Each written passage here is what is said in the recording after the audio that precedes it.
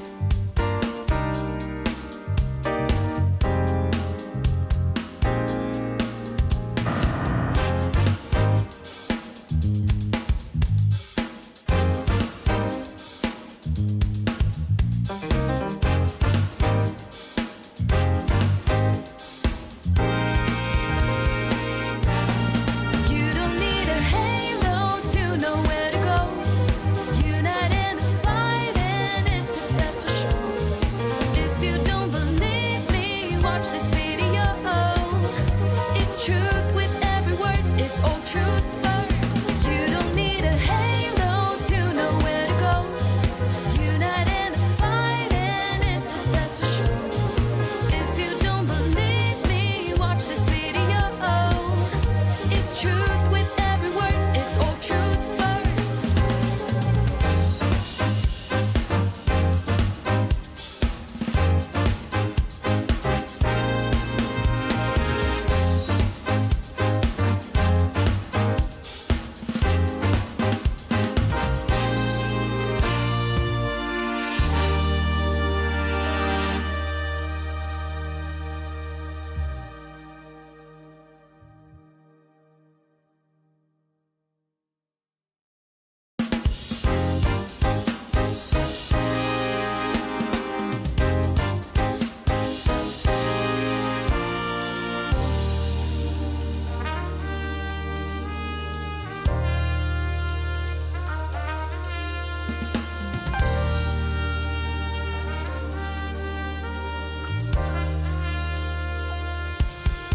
You don't need a halo to know where to go. Unite in the fight and it's the best for sure. If you don't believe me, watch this video. It's truth with every word, it's Old Trafford. You don't need a halo to know where to go. Unite in the fight and it's the best for sure. If you don't believe me, watch this video. It's truth with every word, it's Old Trafford.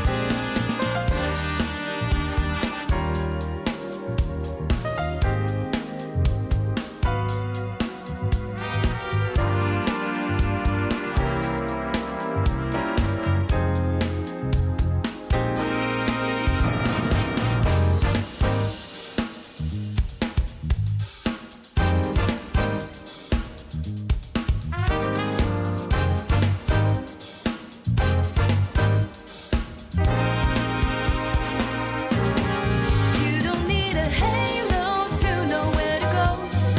Unite in the fight and it's the best for sure. If you don't believe me, watch this video. It's truth with every word, it's Old Trafford. You don't need a halo to know where to go. Unite in the fight and it's the best for sure. If you don't believe me, watch this video. It's truth with every word, it's Old Trafford.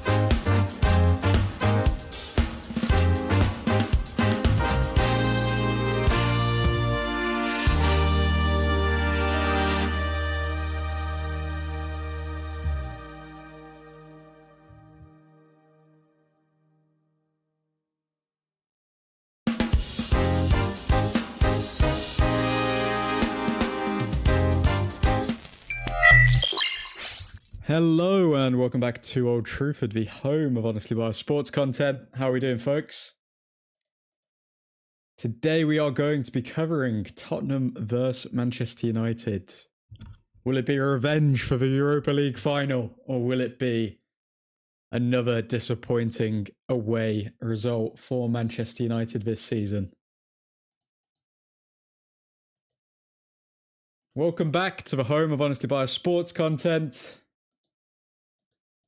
Today we are witnessing the greatest team to have ever played the beautiful game.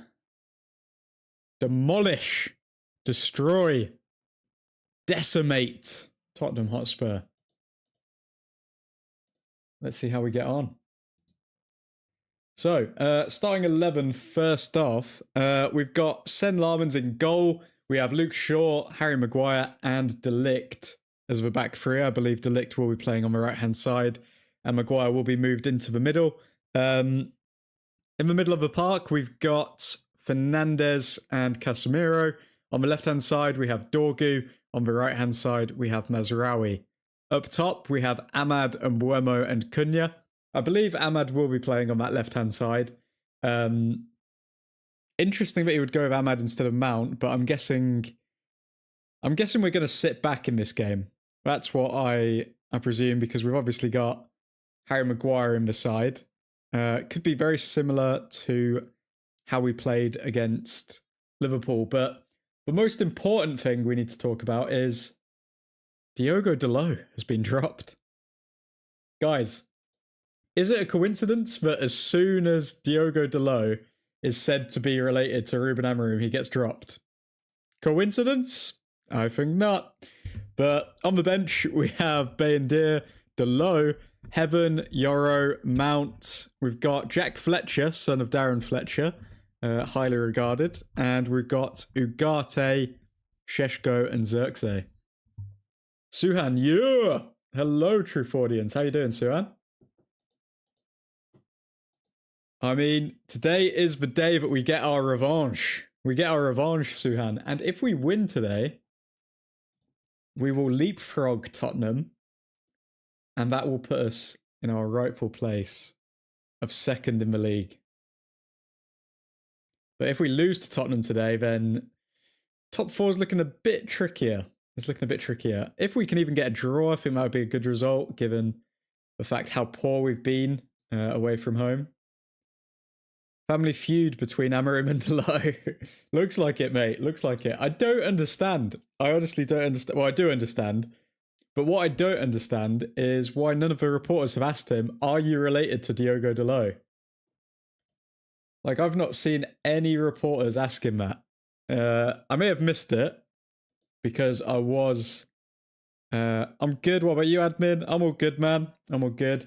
I had a delightful surgery yesterday, so I'm still a bit tender from that. But we couldn't miss the early kickoff, so we're here. We're proud, we're loud, we're united.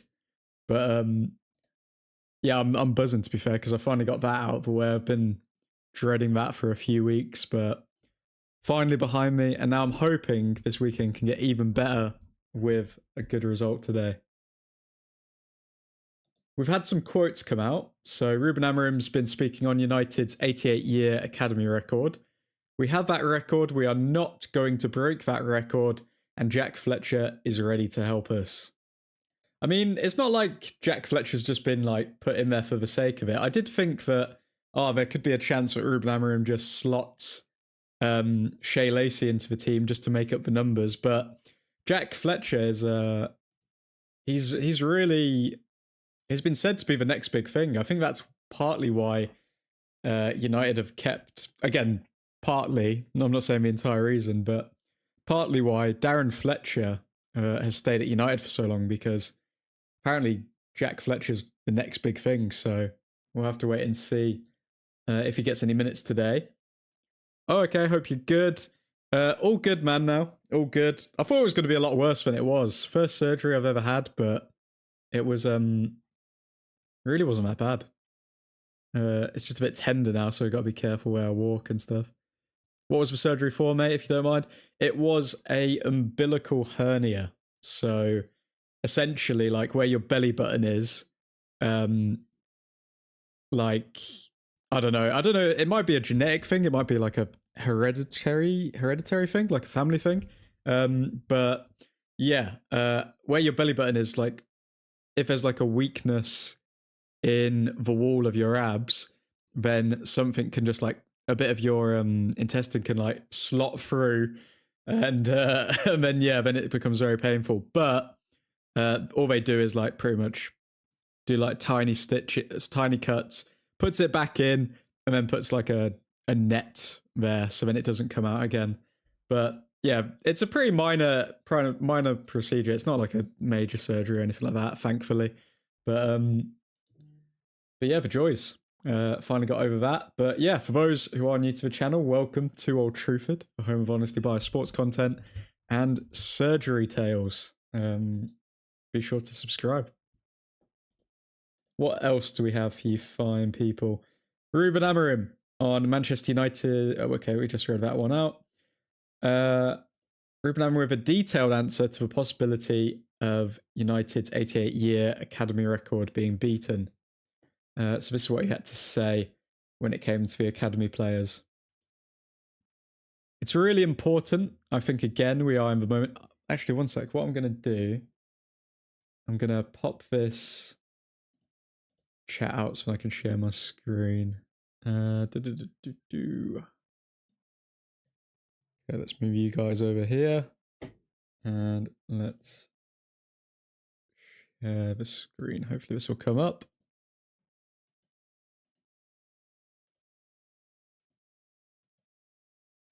Okay, cool. Here we go. So Ruben Amorim with a detailed answer to the possibility of United's 88-year academy record being beaten. It's really important, I think. Again, we are in the moment. If we are going to take some corners to have success right away, it's a wrong thing. There are some things, especially in our club, but we need to be bulletproof. It's the way we behave, the way we feel the club, and all these small things. Like, we are not going to stop with this, with the academy player. It doesn't matter the results, it doesn't matter anything else. We need to continue with these small details that are the foundations of our club. So we have that record, we are not going to break that record, and Jack Fletcher is ready to help us. So we put two things together to show the people that our academy is also our future. Very good, very well said by Amorim. I mean, he yeah, I mean, there's a reason why he got the nickname the poet from Cristiano Ronaldo, isn't there? Because, I mean, very well said. Some things are non-negotiables, and this record clearly is a non-negotiable. What's your score prediction, admin? I haven't had a chance to properly break down the game, like look at the XG and everything, but I have a feeling it's going to be a draw. I have a strong feeling it's going to be a draw. I don't think Tottenham have played too well at home in the Premier League this season, and I think United haven't been too good away from home this season. So it's either, I've got a feeling it's either going to be a really boring 0-0 draw with a lot of chances missed, or it's going to be like a 3-2 to United. I'll go with that. 0-0 draw or 3-2 to United. What about you, Suhan? Put your metaphorical balls on the line. What is your score prediction, mate? What else do we have? Thomas Frank. Amorim had a difficult start at Old Trafford. However, his team is in excellent form and is unbeaten in 4 matches. They are full of experience and talent and will give us a tough time. We need to be ready, and it's a challenge we're looking forward to. On TNT Sport just now, Ruben Amorim spoke about how Jack Fletcher is ready and that the academy record cannot be broken regardless of results, as its foundations of the club, as is the future.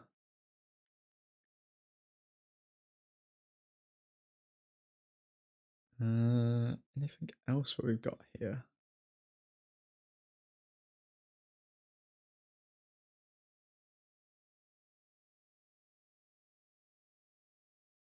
Okay, those seem to be all the updates so far, folks, talking about the academy record. Thomas Frank also coming out just saying that Ruben Amorim had a tough beginning at Manchester United, but other than that, no major updates just yet. Ruben Amorim did also briefly talk about only having one game a week at Manchester United, saying, "We talked about that last year, and that is crucial to have time to prepare every game, to control the injuries. So all of that, we try to use for positives. And then the negatives is that we have so many players that deserve more minutes, but we need to choose the best players to start the game. So we try to see the positive, and you improve when we have more time to train." Becoming a bit more PR-y, Amorim, I feel. Very PR response. Gonna go with a 2-1 United. Go on, Suan. I mean, are you hoping for a repeat to the result that we picked up at Anfield? I want to see, actually, what the difference is between the two teams. Because one thing which I am worried about is Ahmad playing as a cam. I'm sure Amorim's got a reasoning behind that, but I am shocked with Ahmad playing left cam, because I think our win rate with Ahmad at right wing back is a lot higher than it is when he plays in one of the cam positions. I think it's like painfully obvious how different our performances have been when he plays as a cam. So I'm a bit worried about that, if I'm being honest. Feel like it's going to be a scrappy game, to be honest. It does feel like that. So happy Dorgu is starting for once. I am excited to see Dorgu. I think he had a very good pre-season, and then I think he only had like 1 or 2 bad games in the league, and he was just dropped completely. So yeah, I'm excited to see Dorgu. I want to see more possession-based football tonight. With Ahmad as one of the cams and Maguire as one of the centre-backs, I don't know if we're going to see possession-based football, in all honesty, because I feel like that's just the perfect setup for clear the ball, hit them on the break. I think that's what we're going for. I think that's why Ahmad's playing up top with Cunha and Mbuemo, because I think we're going to sit very deep with the back five. I think Mazraoui's going to sit pretty deep. Dorgu's going to be allowed to get forward with Ahmad. And we're just going to punt long balls from Shaw, Maguire and De Ligt. That's what I see anyway. I'd be shocked if we had more possession than Spurs in this game. We should be dominating this game considering Spurs' form this season. They're on the same points as us, though. You got to bear in mind. It's not like people are treating Spurs like they're terrible, but obviously they have played some very poor games. Like that Chelsea game, honestly, one of the worst performances I've ever seen in the beautiful game. But they're on the same points as us, so we can't say that they're too terrible.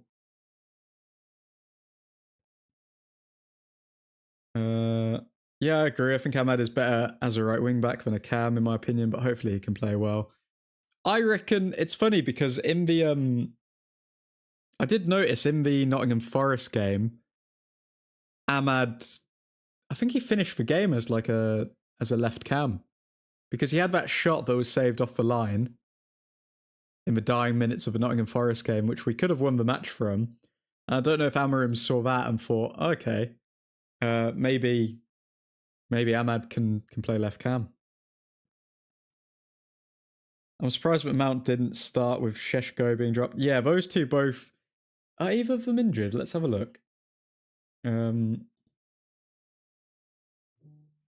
both on the bench. So maybe they think, again, I do feel as though Ruben Amorim is making the most of the fact that we don't have a lot of games. So I do think that he's making the most of the fact that, okay, when he puts out a starting 11, he's thinking about the full 90 minutes and when the subs are going to come on and what impact they can have. Because he's got that defensive structure sorted. Like, he knows Shaw and De Ligt are going to be a part. Shaw, De Ligt, Larmans, they're always going to be solid at the back. Like, those are the 3 people who are undroppable in the back four. So then you can swap in like Maguire or Yoro or whatever that you need for certain games. And then the wing backs, they're more attacking players than anything. Like Mazraoui, you know what you're going to get. So I do feel like Amorim kind of experiments with the front players a lot more than the back players. People say he changes his back line a lot, but I think that's entirely dependent on the type of game it's going to be. So I do think, because if you look at Shaw and De Ligt, haven't they started like every single game this season? Pretty sure they have.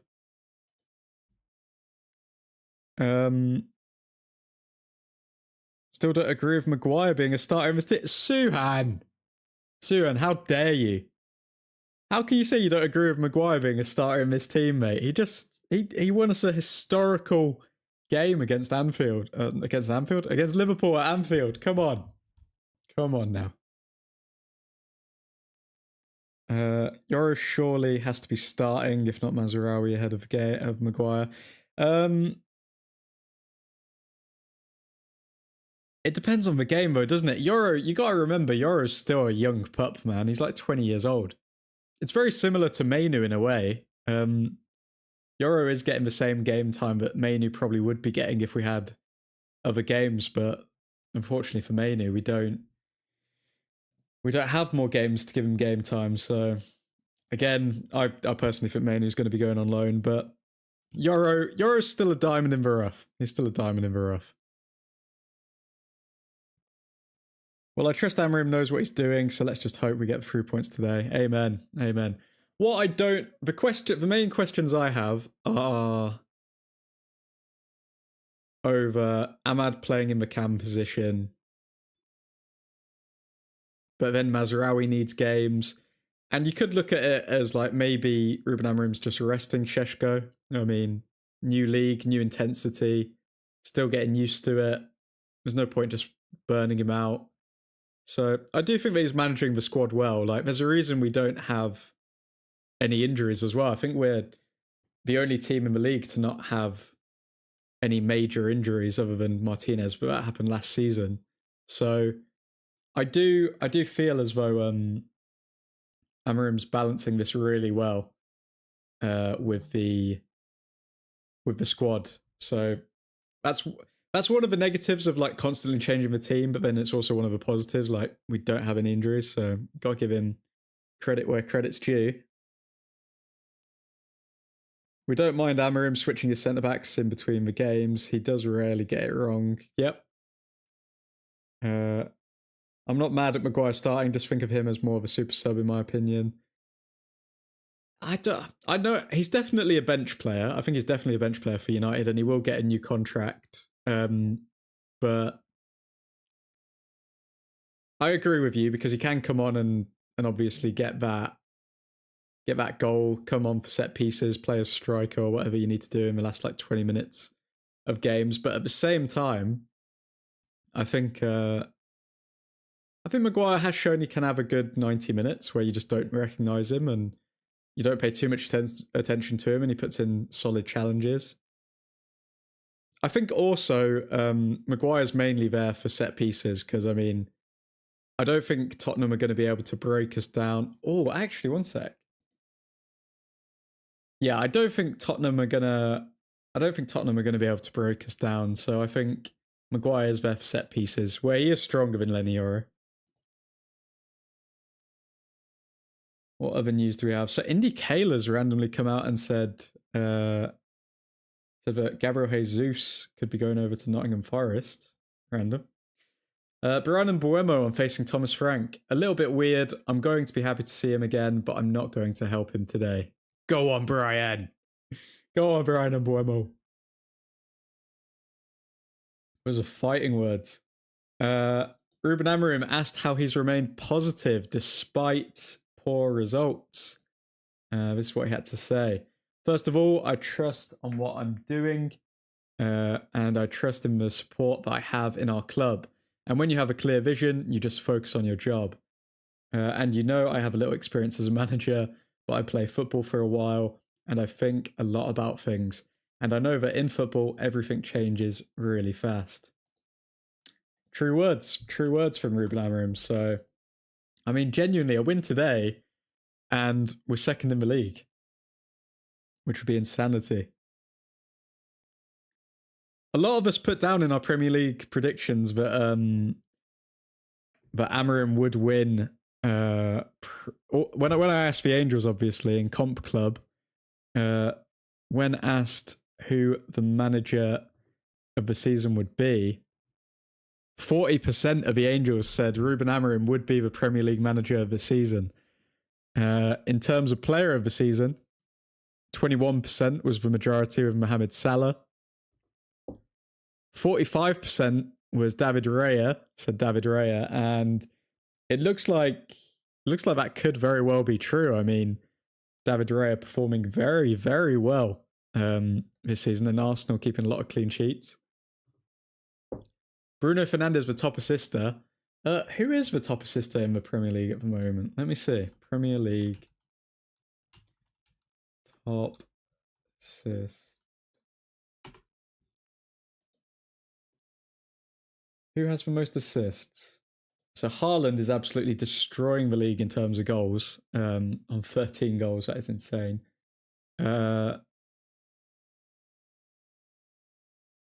Let's look at assists. The top assister in the league at the moment is Jack Grealish, Mohamed Kudus, and Hartman. So Bruno Fernandes nowhere near, but 48% of the Angels did say that Bruno Fernandes would be the Premier League top assister. Top scorer, obviously everyone said Haaland, and I think that was a good choice given the fact that he's like 10 goals more than everyone else. Unless he picks up an injury, I don't know what's going to stop Haaland. And those were the Premier League predictions, but that is Comp Club. Let's go back over here. Where are we? I do think he's a top-class defender. I'm mostly afraid of him being caught out on a counter-attack. That's why I think we're going to sit deep. I don't see... Because Amorim has made it very apparent that he will not play players to their weaknesses. Like, he finds out what their strengths are, and then he'll play the team to their strengths. So yeah, I don't. That's why I don't think we're going to dominate possession. I think we are going to sit in a low block today. I would love a Šeško goal today. Šeško off the bench, gets a goal, wins it 2-1. The dream scenario for you, Suhan. The dream scenario. Admin, what do you think of changing the designated penalty taker to Šeško because it could help his confidence? It could help his confidence, or it could absolutely destroy his confidence, mate. Like, what if we do change him to be the penalty taker and then Šeško just completely messes up all of the pens? Like, what happens then? Because I'd feel genuinely bad for him if we did that. I think the only person who had a shout for becoming the penalty taker over Fernandes was Mbeumo, but then he missed a pen against Grimsby, so I don't think we're in any rush to change the penalty taker, although Fernandes needs to fix up pretty quick, because how many has he missed this season? Like 2 or 3? Terrible, mate. Terrible. Hopefully he can do a lot better than that. Any other news coming out here? A lot of people still talking about the academy record. Ruben Amorim asked how he's remained positive despite poor results. He goes on to mention how football can change very quickly. I honestly feel like I've seen so many interviews of Amorim that I know what he's going to say before he says it.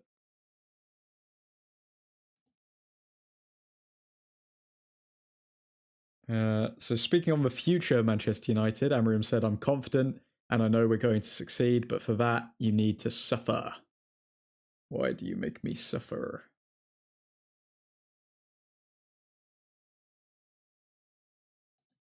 So yeah, folks, we are 22 minutes away from kickoff on this beautiful Saturday morning.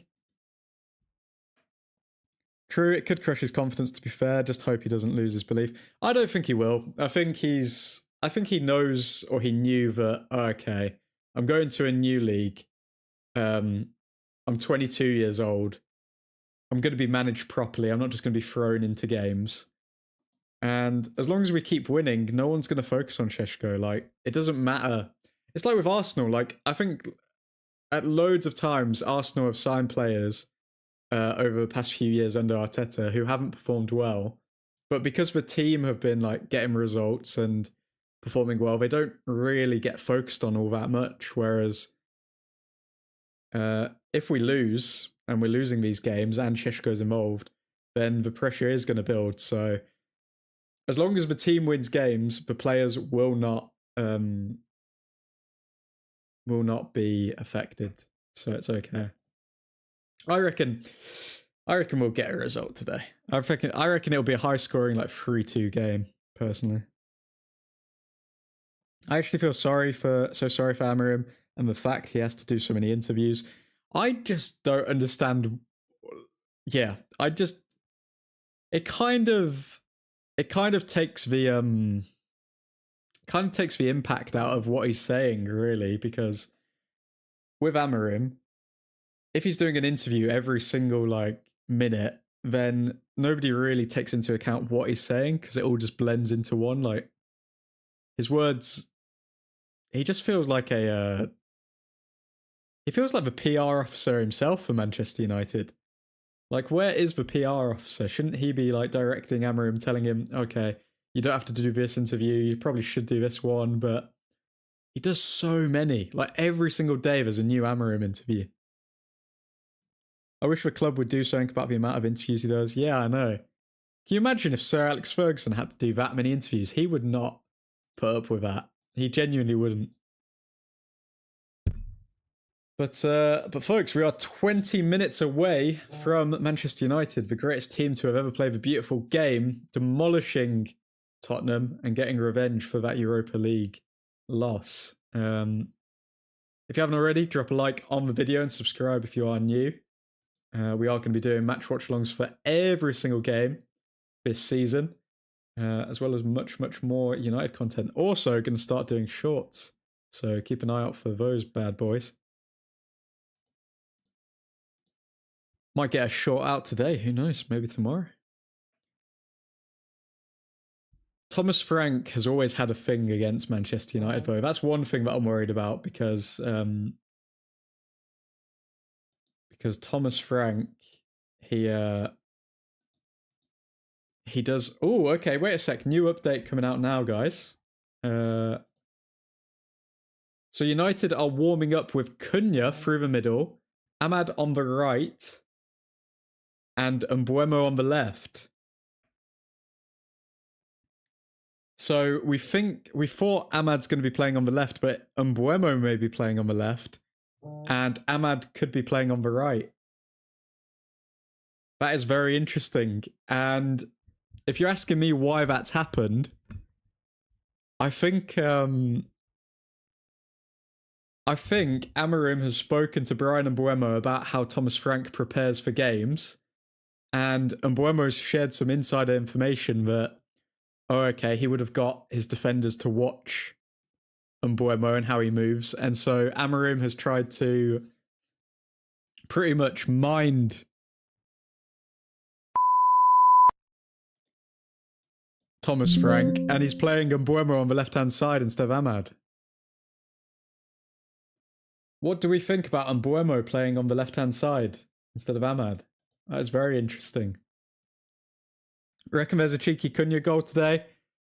You know what? I actually do feel like this has a Cunha goal written all over it. For the scorers, I'm going to go Cunha. I'm going to go for Fernandes. I think he likes scoring against Tottenham. And I'm going to say Mbeumo gets a goal against his former manager. Double I, good to see you, man. How you doing? Amorim masterclass incoming. It's coming. It's definitely coming. I do have a good feeling about today. I hope, anyway. I think it's going to be a very end-to-end game of football. There's no defender that can stop my bold goat. Go on, Mbeumo. Mbeumo is just a god among men. I remember when when they were both signed, Cunha and Mbeumo. Mbeumo went so under the radar. Like everyone was focusing on Cunha because he's got this like larger than life personality. He's got this aura, everything like that. But Mbeumo just seems like one of these players who gets his head down, has this quiet confidence, and just knows that he's the, if you know what I mean. We are winning 3-1, says Double I. Wow, okay. I'm going 3-2. Double I's going 3-1. Suhan's going 2-1. Guys, it's beginning. The hype is beginning. Bruno goal, Mbeumo goal, Tottenham own goal. Okay. Van de Ven own goal. Inject it in my veins. So TNT Sports have Ahmad on the left-hand side, but in the warm-ups, Ahmad was preparing on the right-hand side. And Mbeumo was on the left, even though that's not his natural position. So I am very curious to see what goes down here. Folks, remember, if you haven't dropped a like on the video already, drop a like, please, to keep the lights on at Old Trafford Incorporated and the YouTube overlords happy. Thank you very much. Remember to subscribe if you're new as well. We are going to be doing watch-alongs for every single game this season. Glow sticks out again for a Cunha goal. Just for you, Suhan. If Cunha gets a goal, those glow sticks are coming out. But crazy Casemiro stats this season, by the way. 9 appearances, 3 goals. Like, I swear, Casemiro is reborn, man. And it does really make me question, will Casemiro happily take a pay cut to stay at Manchester United in order to be a part of a squad that wins a Premier League title? What do you guys think? If Casemiro is offered like 300k a week to go to America or Saudi, or he's offered 150k a week to stay at United for 2 years, what do you think that he'd choose? Because I honestly feel like Casemiro is one of these top professional players where he's motivated, he will be invested in the project. And yeah, Casemiro is such an interesting player because he was completely out of this project until he got his performances on point. I mean, worked hard in training, and Amorim showed that like if you work hard in training, you will get back into the first team, and he showed that through Casemiro. So, yeah, very, very, very interested to see how we do here.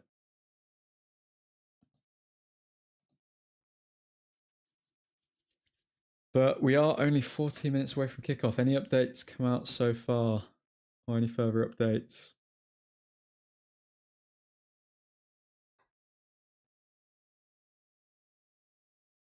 Also be interested to see if Jack Fletcher gets any game time today.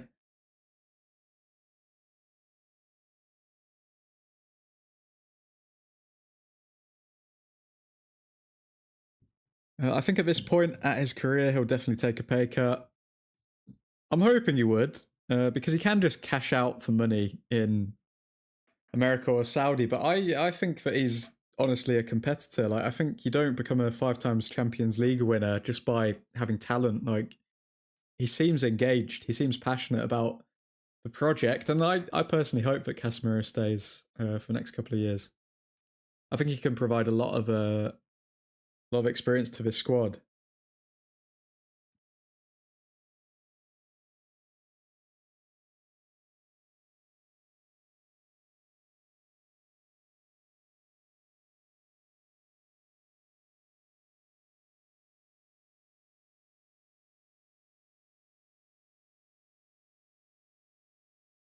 Also, I'm hoping we get a big result today, because if we do, I mean, then we don't have to watch Delo every week, do we? Because why would Amorim continue to play Delo if we get a good result today?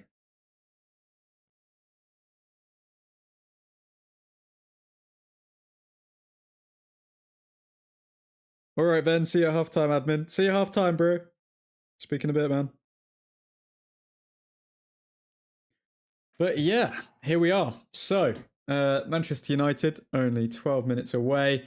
Updates so far. Actually, let me read this out from you, Double I. Casemiro deserves that 1-year extension in his contract. Even if we buy Caicedo, Casemiro is a top professional with experience plus certified legend.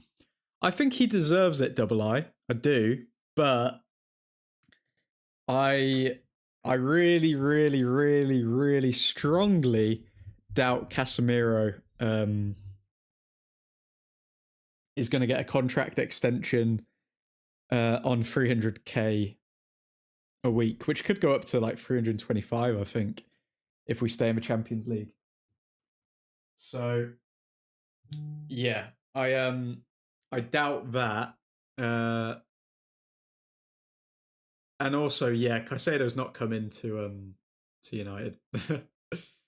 I don't, I think, did you get confused with Baleba? I think you got confused with Baleba, to be fair. But yeah, I don't think Casemiro's going to have his 300k contract extended. No way.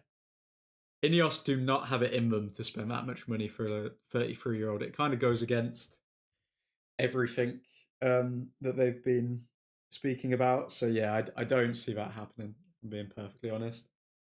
What is realistic though is that they offer him a new 2-year contract or something like that on 150k a week, which I think is fair.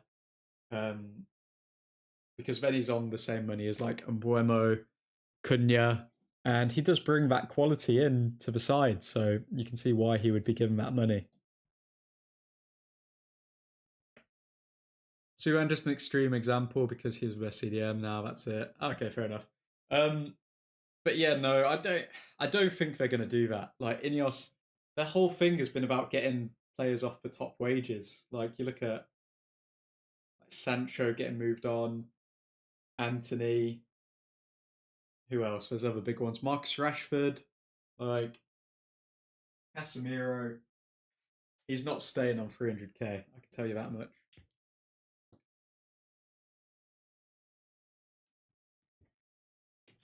Okay.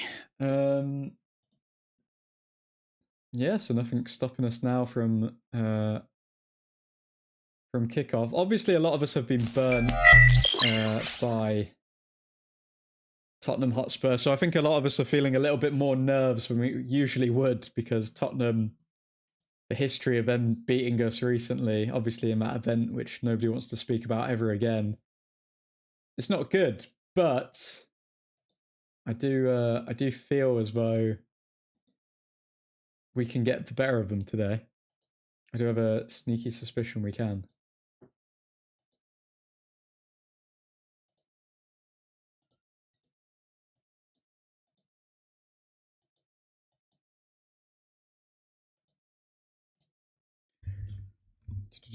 Is there anything else? Let me just prepare this scoreboard.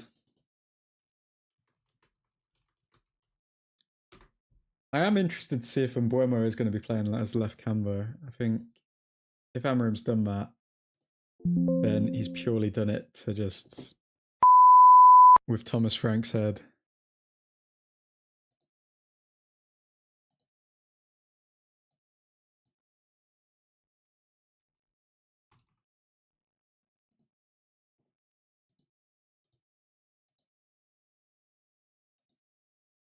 Okay, let's see how we get on then, lads. Time to just down some paracetamol.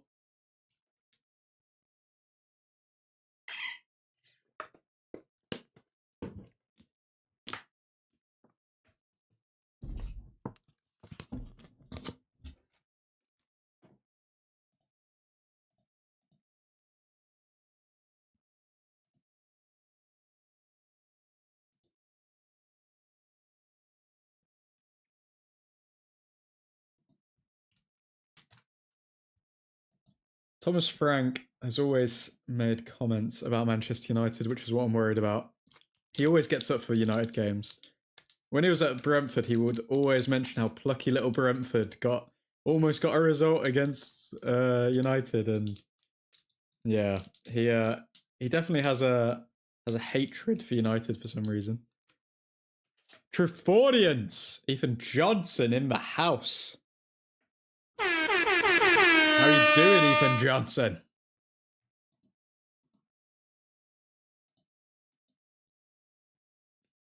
Only 7 minutes away from kickoff. Here we go.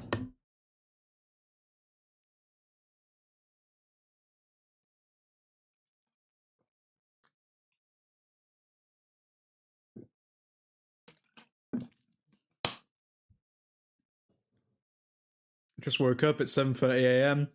Dedication from the United Americans. Welcome.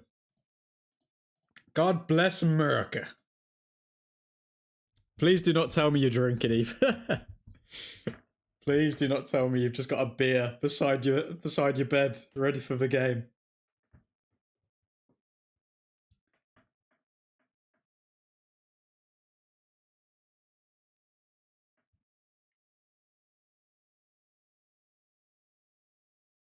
Drinking water and unsweetened tea. Wow. Okay. Go on, Ethan Johnson. Sophisticated, my friend. Very sophisticated. You have to drink. Drinking water and unsweetened tea is for the morning, but for the night, pale ale, my brother. A win today will see us move up to second in the Premier League. Come on, United. Hey, admin, left back pronunciation, please. Of course, my dear sir. Of course. Pence. There you go. Pence. Now that is a throwback, Mr. Charlie Hill. We've got to watch out for Pence today. 2-1 United. Get your score predictions in, lads. Penny. Oh, guys, if I am like half asleep in the stream today, I'm not trying to make excuses. I had surgery yesterday, so I have literally been in and out of consciousness for the last like 24 hours. But I'm here, I'm ready, I've downed paracetamol, and I'm ready to go. No United shirt today, admin. Not getting out of bed to get one. Ethan, get out of bed. Get out of bed, mate. Get that United shirt on. You cannot curse us.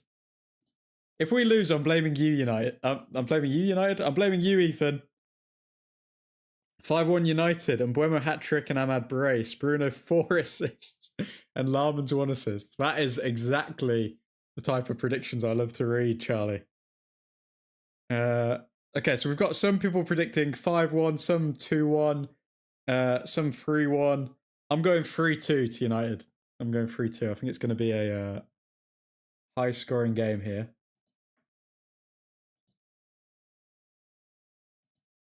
Okay, so just to read the lineup again. Photos have come out of Ahmad preparing at right cam. So Mbuemo is in left cam. That's how they've been training anyway. I don't know if Amorim's done that purely to just F with Thomas Frank's head, if I'm being honest. I do think that obviously Mbuemo should naturally play as a right cam, but yeah, I think Amorim's just trying to mess with Thomas Frank, Mbuemo's former manager. If we go 1-0 down, I'll get the Cunha shirt. Okay, deal. Deal, Mr. Ethan Johnson. We've got some people predicting 5-1. No, just me. Delulu Land. Delulu Land is a great place to be, Charlie. Great place. And I'm sorry, but if we do win 5-1 and it's the game where Diogo Dalot is dropped, I'm sorry, then then I'm going to be very happy. Also, I put it on the Instagram story, but is it a coincidence that the week where Amorim, it gets leaked that Amorim's related to Dalot gets dropped? I think not. I think not.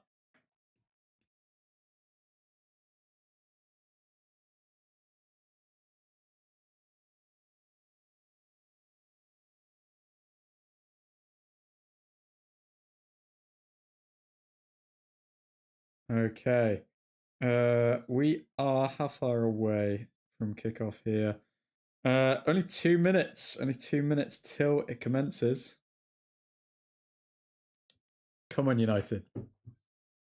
Am I playing as a cam might cause some issues for Spurs? It might, but then at the same time, like we've traditionally won, or we've played better when Ahmad's played on the on the wing, so I don't know. I don't know what to make of it. I don't know what to make of it. I think if I was to guess how we're going to play today, I think we're going to be low block. That's why Harry Maguire's in the side. I think we are going to try and hit them on the break, and that's why we've got Ahmad and Buemo and Cunha up top. And yeah, Mazraoui's probably going to sit a little deeper on his wing, but Dorgu's going to bomb forward and link up with Cunha and Ahmad. That's what I see anyway. Let me know what you guys think is going to happen or how we're going to play. And if you haven't already, drop a like on the video, please. Got to keep the YouTube overlords happy and the lights on at Old Trafford Incorporated. Thank you very much. Thank you very much, all. Delo was obviously the worst player in a United shirt last week. Yeah, I think that's unarguable, really. But pretty much every week. Oh, any of my Dutch brethren present? Don't know where the Dutchies are. Need to summon the Dutchies. Let me just get my Dutch call, and I'll get them.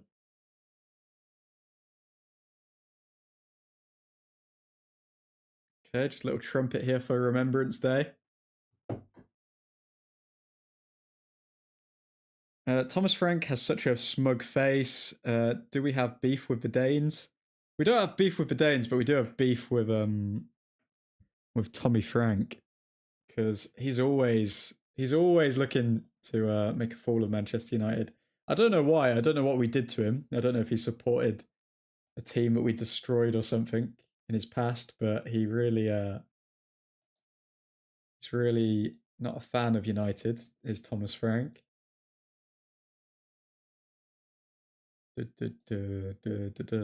Okay.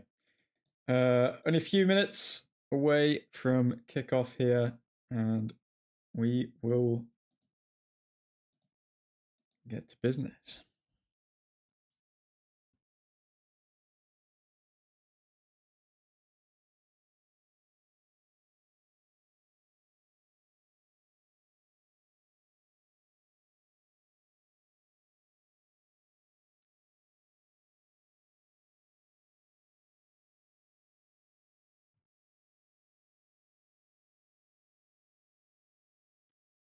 Okay. I'm in the Dutch admin. Do the Dutch have beef with the Danes? Oh, my bad. Do the Dutch have beef with the Danes?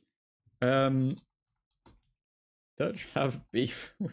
Let's see what AI says. Dutch have beef with Danish. There's no real beef between the Dutch and the Danes. In fact, the two cultures share many similarities and often see each other as culturally similar. Maybe a bit too similar, who knows?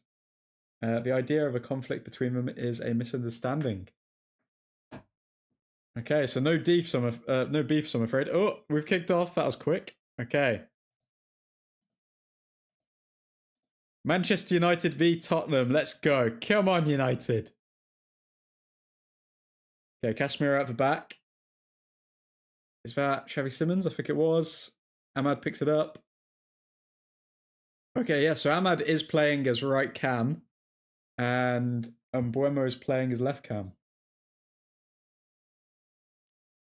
I think Fernandez has purely done that to F with Thomas Frank. Thomas Frank is the first casualty. Oh, was there a bit of a mistake there from Larmans? I didn't see that. Okay, Delict back to Larmans. Larmans let the ball slip, and it's a corner for Tottenham. Come on, Larmans, don't do this to us. Don't do this to us, Larmans. Believe in yourself. Okay, corner coming in. This is why we've got Harry Maguire in the team, though. Get that ball away, Maguire.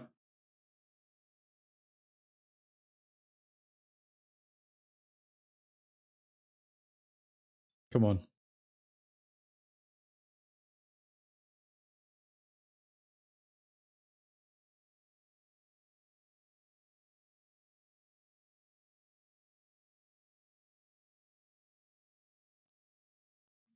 Okay, ref's talking to Shaw and Van de Ven.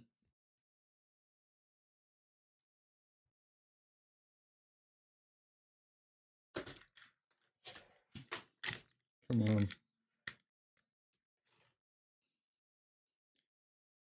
Okay, Tottenham to take the corner. Takes the corner, back post, but it's out.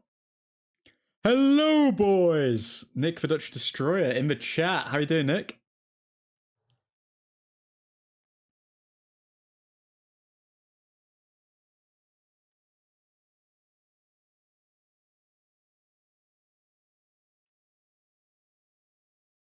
Okay, Larmans to take the goal kick.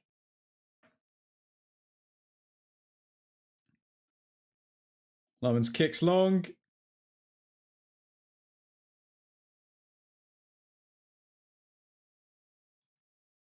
Dorgu and Shaw, good defensive work there. Casemiro.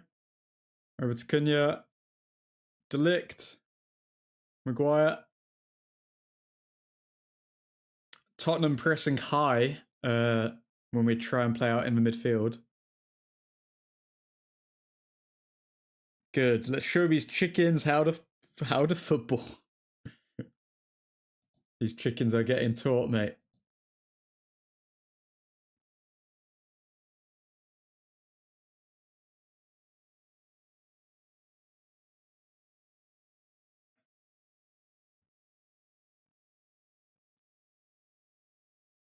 Okay, Shaw at the back. Over to Fernandez. Fernandez to Dorgu. Dorgu fouled.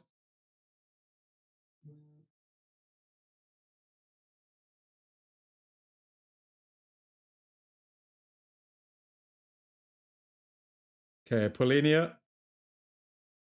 Okay, Dorgu trying to link up with Mbuemo here. I wonder why Mbuemo is playing on the left-hand side. Must be for crosses, surely. I don't like Thomas Frank's smug face. Dorgu back to Shaw. Maguire. To Ahmad. To Mazraoui. Mazraoui to Ahmad. Casemiro. Cross to Dorgu. Miscontrolled by Dorgu. Casemiro, good in the midfield. Larmans out quick. Good from Larmans.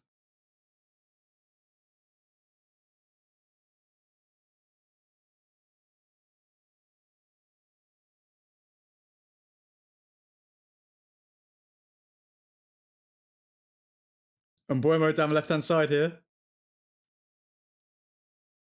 Mbuemo cross, but he's offside. We've started off well here. First 5 minutes.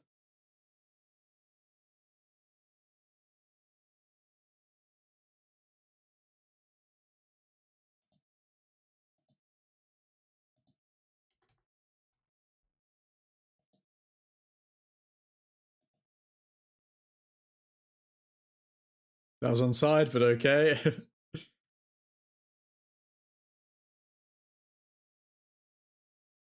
Okay, Tottenham playing around the back.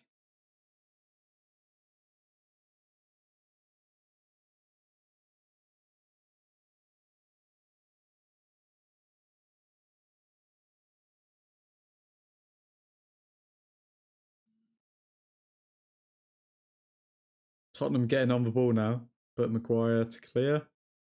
To Casemiro, to Mazraoui, to Delict. Delict forward to Cunha. To Casemiro, to Fernandez. Good passing here from United. Mazraoui to Cunha. Cunha fouled? No? Simmons slips. Oh god, stay switched on, guys. Delict. That's your ball. Good. Very good from Delict. Okay, Delict to Fernandez. Now we've got a counter here. Fernandez. To Cunha. Fernandez still got it. Fernandez to Mbuemo. Mbuemo! Oh my god! Oh, offside again. But let's see if he was onside or not. This linesman.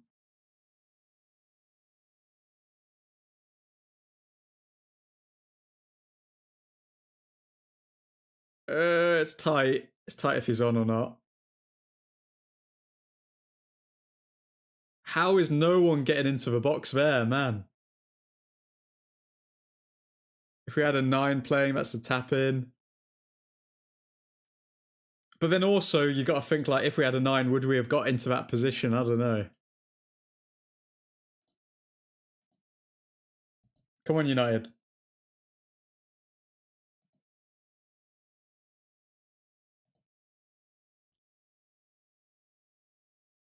Okay, Tottenham coming forward.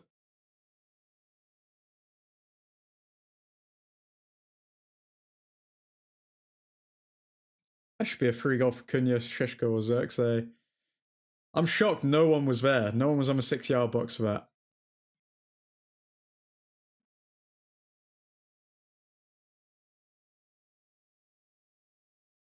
Come on, United.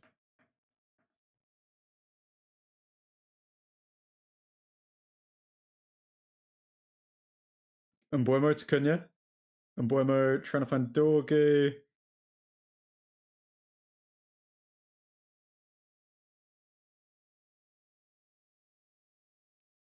Props to Slabhead for not diving in there and giving up a pen. True. True, Ethan. Free kick for United. Okay, we play it around the back.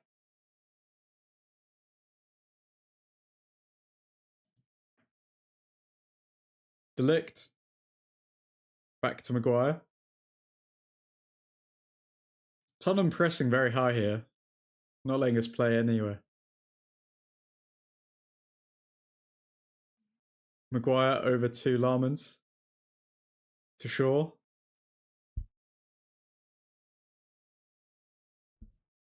Casemiro. To Mbuemo. Don't want to see Mbuemo in midfield. Why is...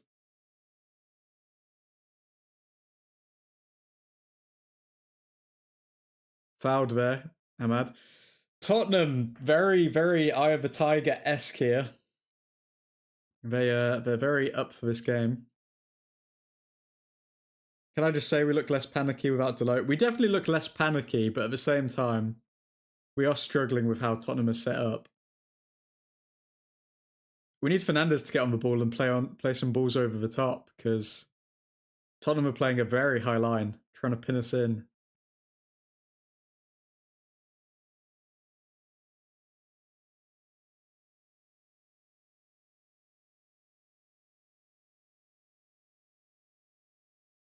Let's see what the XG is saying, lads. 0.03 for Tottenham, not a lot for United right now, but I do think we're playing well.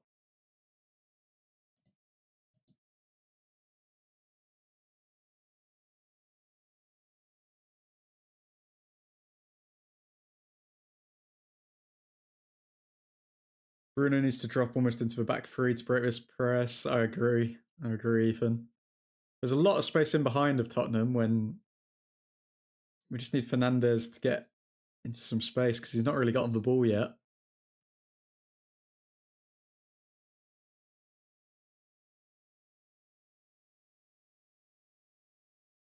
Tottenham on the ball. Tottenham are definitely up for this game, you can see.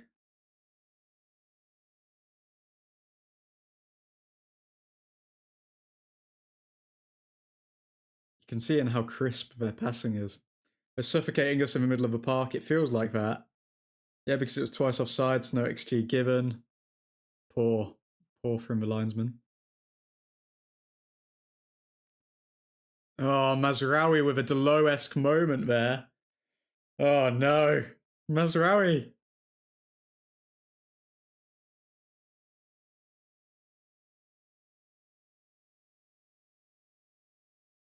Tottenham on the ball.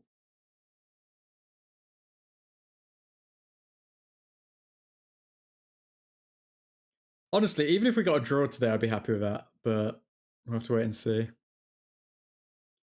Kobe Mania would do well in this game, but I digress. He's injured though, so he can't even play.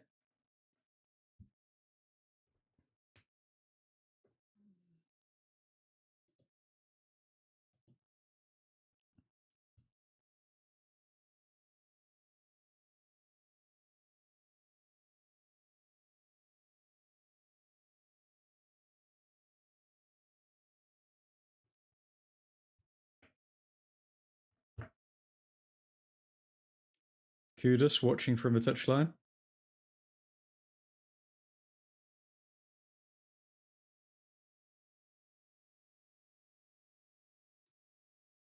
Come on, United.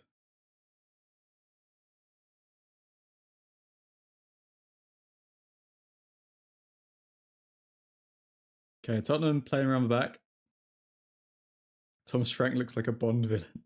That is actually a very good... Okay. That deserves to be pinned. I can't laugh properly because of my stomach, but that deserves to be pinned. Thomas Frank looks like a Bond villain. Oh, I need to try not to laugh.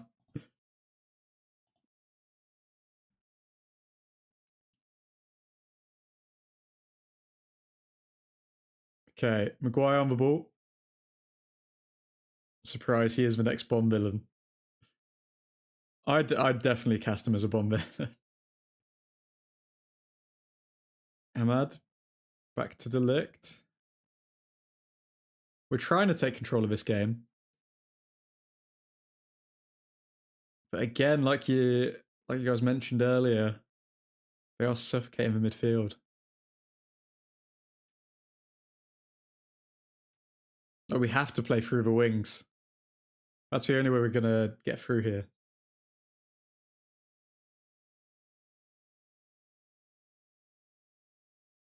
Oh, Casemiro, ball down the middle, but no one's there.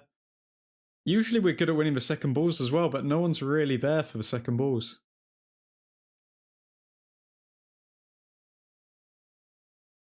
Foul given against Fernandes. Henry Cavill is the next Bond who beats the living S out of him. I feel like Henry Cavill's too obvious to be the next Bond. I just don't think he's ever going to get picked, is he? I think that would be the smart decision for Henry Cavill to get casted as the next Bond, though.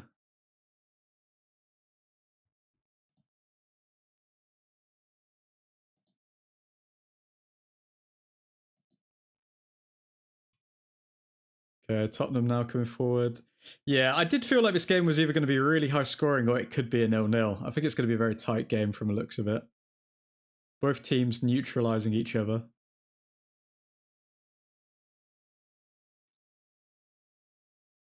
Okay, let's see Mazraoui approach hit the defender, and yep. Actually defends. Tottenham on the ball. They're building up a bit of momentum here. James Bond has to be British. Amen. Yeah, Nick, phone Hollywood and pitch that idea. Cavill would shine as Bond. After Witcher and Superman, he has the status to do it, but they don't want a buff 007. Ugh. I don't understand. Like, all movies and TV shows are just shiz now, if we're being honest. Idris Elba is also a good pick. Nah, I don't know. I feel like, what do you guys think about like the actors having to actually represent how the characters are written? Like, I think Idris Elba at a time maybe could have been picked, but now he's way too old. Richarlison with a really good chance there for Tottenham.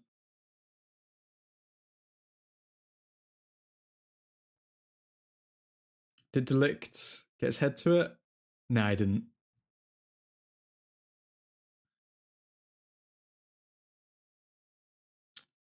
Poor, very poor from Richarlison there, but good chance for Spurs.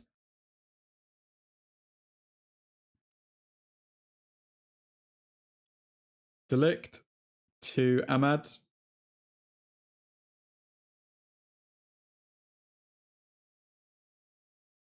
I do think we just miss so much going forward when Ahmad's not playing at wing back.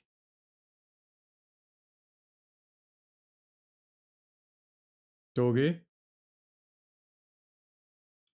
2v1 against Dorgu. Cross in for Tottenham. Shaw, well defended.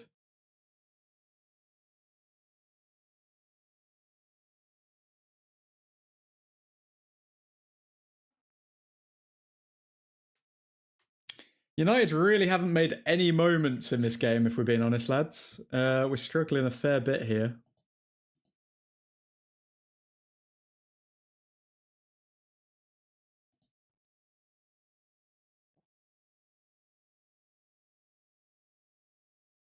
United goal kick here. What about Tom Hiddleston? But needs to cut ties with Marvel then. Tom Hiddleston is too... He's a feminine actor. Like, he's very eloquent, very... He's not James Bond. Like, James Bond has to be like a masculine character or actor. Tom Hiddleston has... He's too... I don't know what the word is. Hiddleston fits for musical profile. Musical profile. Tom Hardy is also getting a bit old for the role. Yeah, Tom Hardy's time's passed. He's been in too many like gangster kind of things as well already. So like it wouldn't feel fresh, the movie wouldn't. You need an actor now. I feel like James Bond, you need an actor where like nobody knows him and he just comes out of nowhere. Kind of like Daniel Craig did. I mean, we're talking about James Bond now because this game, I'm not gonna lie, there's not a lot to talk about. It's very tight. It's looking like a 1-0 win at most, maybe a 0-0 draw. Thomas Frank has pretty much neutralized us, but at the same time, I think playing Ahmad as a cam instead of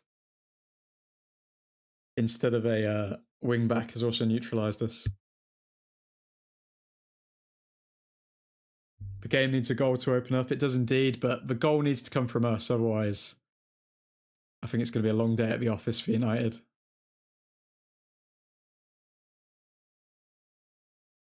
De Ligt for Tamad. I don't personally understand why Ruben Amorim would mess with the Ahmad and Buemo connection that we had. Because that's like one of our best connections on the pitch, and he's kind of taken that away by playing Mbuemo left cam and Ahmad right cam. Casemiro just gives the ball away to no one there. Good from De Ligt coming forward. Van de Ven coming forward. Tottenham fans cheering because they thought Van de Ven was going to run up the entire pitch. Bruno back to Larmans. Larmans clears. Can we get a Cunha 30-yard screamer? Ahmad and Dorgu can also try the screamer. Would love it. I feel like Ahmad's used his screamer pass last week, so I think it is on Dorgu or Cunha. And has Dorgu even scored his first goal for United yet? It's taken a while, even though he's got into good positions. Xavi Simons, unfortunately, runs out of play. The man who always looks like he's going to cry. What other games are on at the moment? Let's have a look. Just us. We've got, yeah, just us. No other big games this week. Mate, if Van de Ven would try to run, Casemiro and De Ligt would break his legs. Genuinely. We ain't Copenhagen, boys. Casemiro would happily take a red card for that.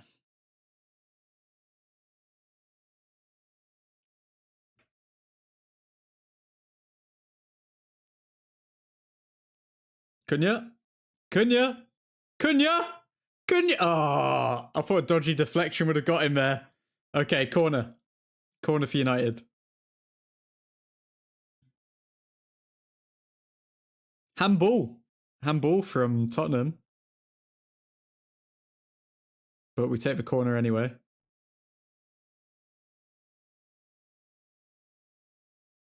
Scousers play City this week, admin. Oh yeah, not a big game then, I guess. I was just checking if we had any other big games today, but Liverpool vs City tomorrow. Harry Maguire in the box. Smash and grab, come on, score from a corner. On other news, oh, corner come in. People are saying handball. People are saying handball for that. In other news, second league team ADO Den Haag, The Haag, have been unbeaten this season. Where did that news come from, Nick? Good try from Cunha. That's a handball on Richarlison.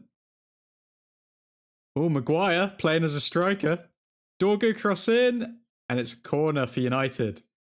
Come on, pressure's building. Come on, United. Can we see that ball from Richarlison? Is it a handball?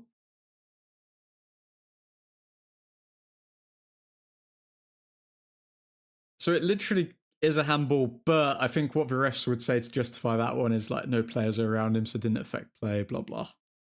Even though it should be a penalty anyway. A friend is a Den Haag follower and keeps me updated. Very nice. What the hell was that? Was that a corner from Dorgu? Or was that a long throw from Dorgu? Terrible.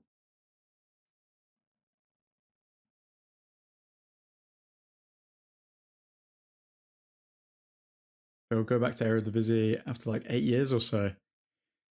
Big up ADO Den Haag. Any ADO Den Haag fans out there? Big up ADO Den Haag. Cunha trying to find Fernandez, but it couldn't.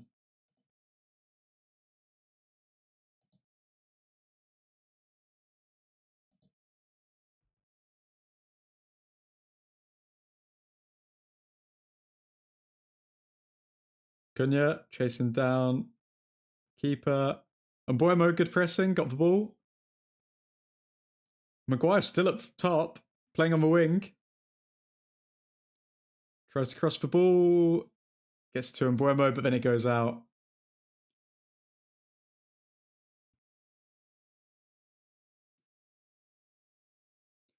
Why is it that Maguire shines so much when he goes up top?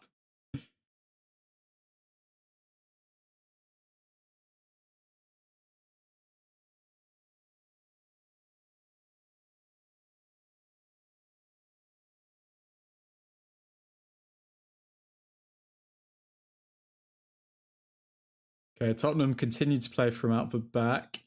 Ahmad.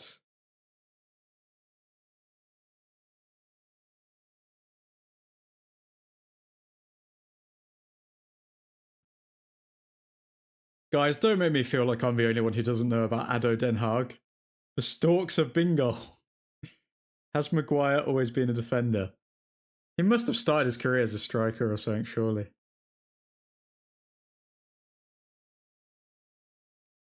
Harry Maguire on the ball.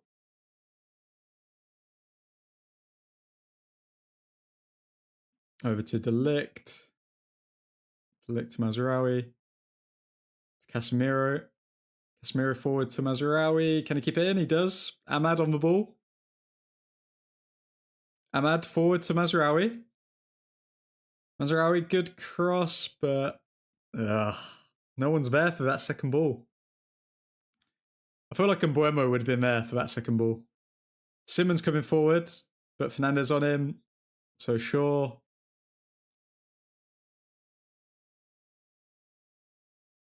It's all right. That was good from United. Good defending.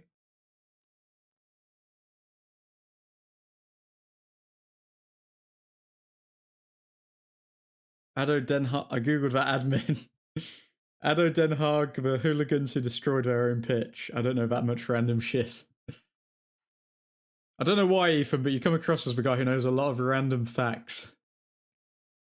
Spurs coming forward. And De Ligt defends.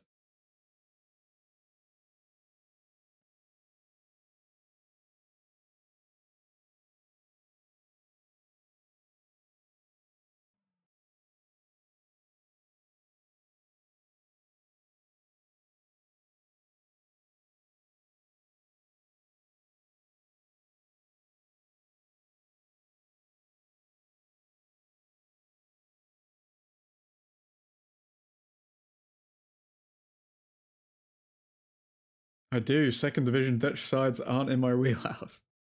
Corner for Spurs. Back post.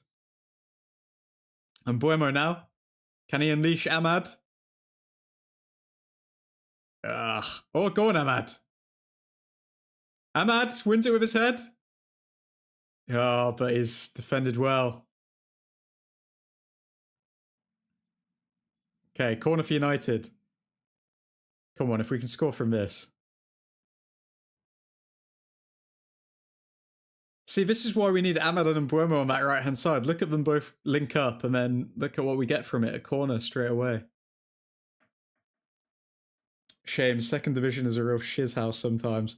Well, I mean, given how the first division is, I mean, am I surprised by the second division being like that, Nick? You tell me. Okay, Bruno Fernandes to take the corner. Come on. Come on, Maguire.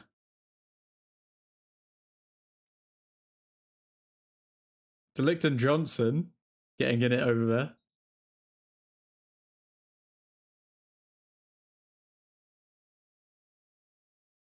De Ligt's calling around. Yellow card for Johnson.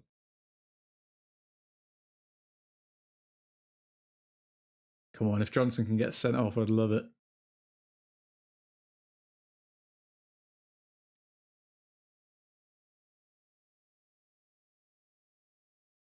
De Ligt having a smiley exchange there with Johnson, but Johnson's just picked up a yellow card.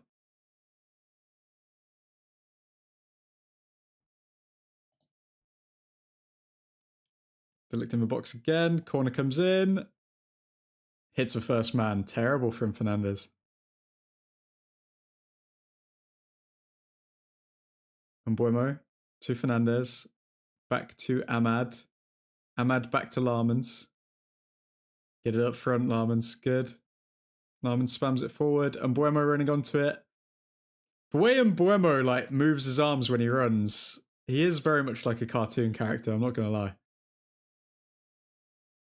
Like, he properly extends his hands when he runs.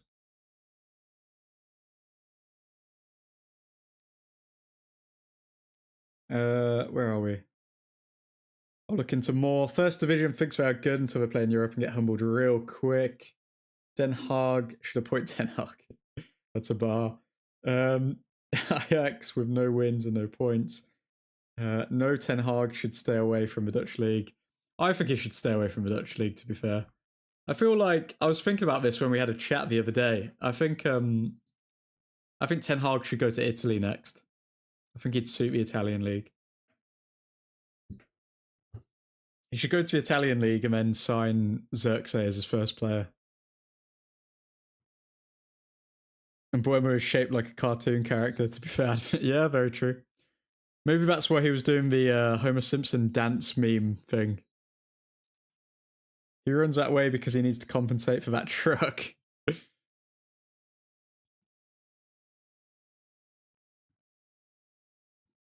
I feel like this is going to be a draw. I do feel like this is going to be a draw, this game.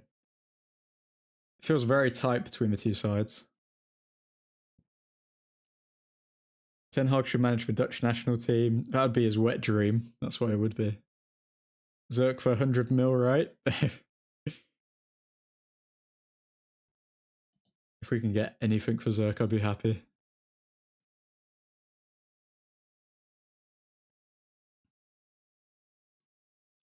I think both teams know how important this game is, so they're both very hesitant. Which doesn't create an exciting match for us, I guess. At least we're not losing. I guess we can take that positive.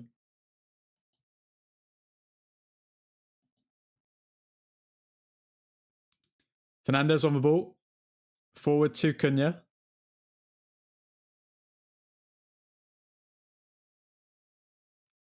Good from Fernandes. Cunha in the box. Back to Dorgu. Dorgu! Oh, trying to find Mbuemo. Ahmad! Oh, he's not tall enough. Okay. Cunha to Ahmad. Someone get a pen. Ahmad in the box. Mbuemo! Goal! 1-0. Come on! Come on, United. Ahmad finding Mbuemo. Mbuemo scores again, and it's 1-0. Come on, Mbuemo. Yes. I think I just tore out my stitches. Come on. Come on, United. Sure, talking to Amorim on the sidelines. Beautiful. Ahmad and Mbuemo, that connection is strong, man.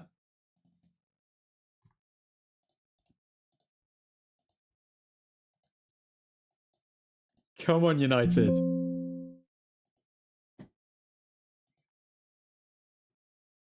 And Buemo couldn't get the first header right, but then Cunha linking up with Ahmad.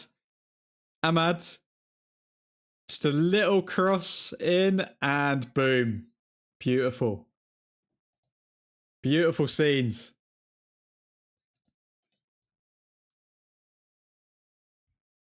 Ethan, no, just no. Rather have a retired and sick Van Gaal back. And Buemo, what a player, what a young god. Amorim cooking Luke Shaw on the sideline while the team celebrate. Goalkeeper did poorly there. I don't know, there were so many players in the box that the goalkeeper didn't really know who to go with.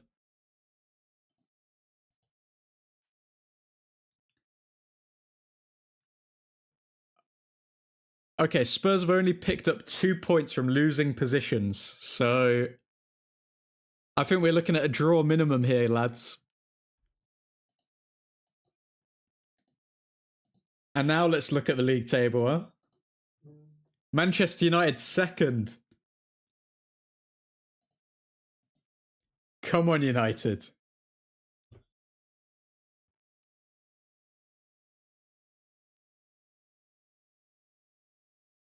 Goalkeeper did an Onana there and did a statue defense. I think it's going to be a draw literally 2 minutes later. It's 1-0. To be fair, that's completely come against the run of play. I mean, before that, it was very, very even. But Ahmad and Mbeumo linking up. Maybe that's why Ruben Amorim put Ahmad as right cam and Mbeumo left cam. Who knows? But this is the perfect position for Amorim to see out this game now.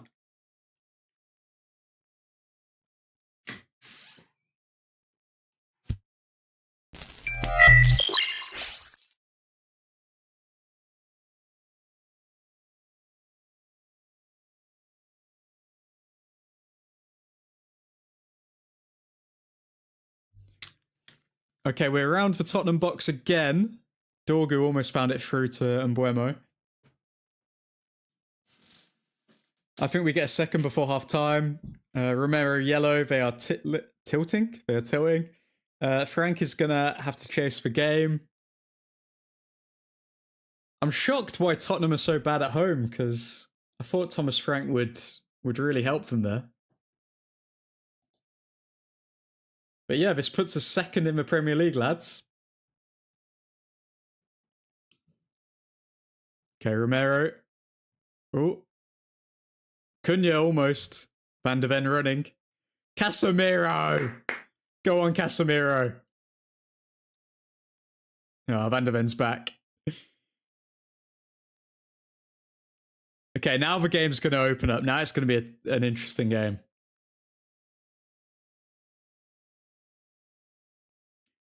Tottenham know they have to chase for a goal now, so it's going to open them up a bit more.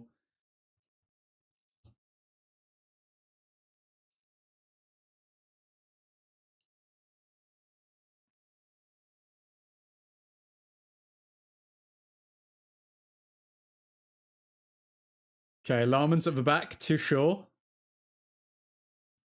To Dorgu. Throw in for Tottenham. Give Casemiro a new contract with lower wages, please. It needs to be done. It needs to be done. Uncle Cass is in a renaissance period. Come on.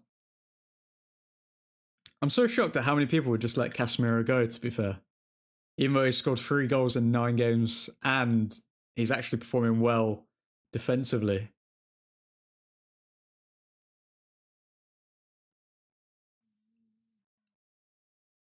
We have looked a lot more defensively sound this game as well, no Delo.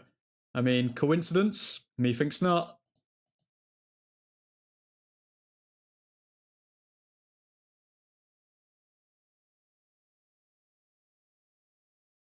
Come on, United. Sure to take the throw in. Give Porro a yellow for dissent.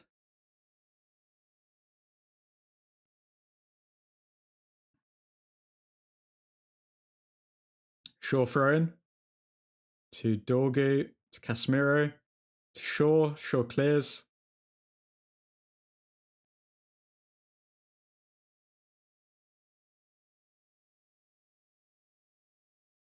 Dorgu. Good block from Dorgu. Corner for Spurs. Come on, United. Oh, wait, no, it's a goal kick. Goal kick for United.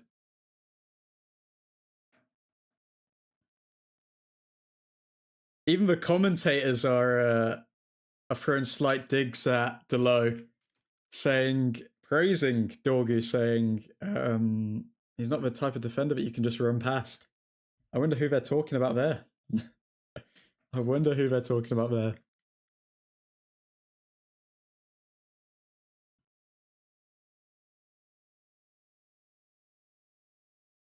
Okay, Ahmad on the right wing. Plays it back to Delict. Delo shears.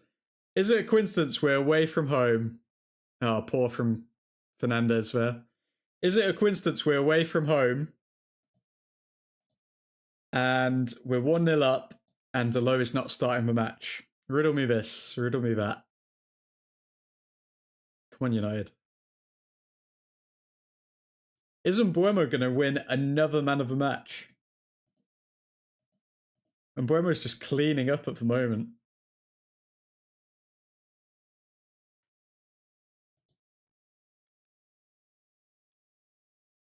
Bruno, play the way you're facing.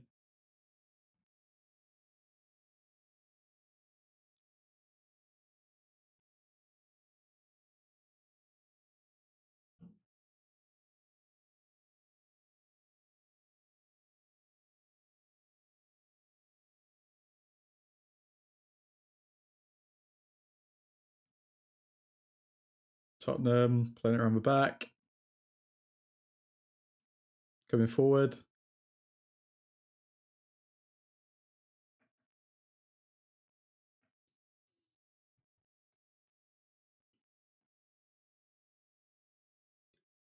Okay, Tottenham being forced to play it around the back. United pressing well.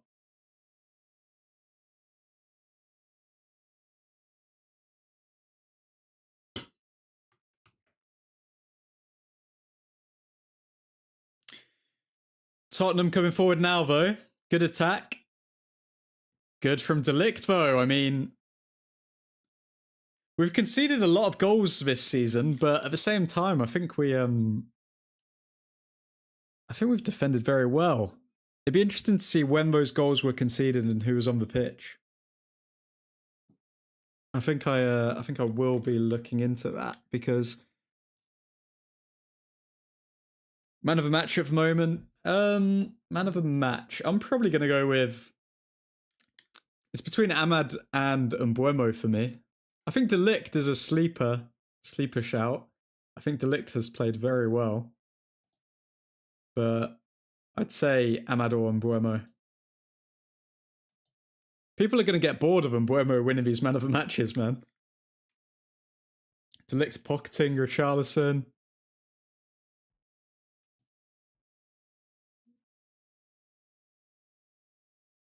Maguire to Delict, to Fernandez, back to Delict, Delict to Casemiro. That was a bit of a loose one from Delict.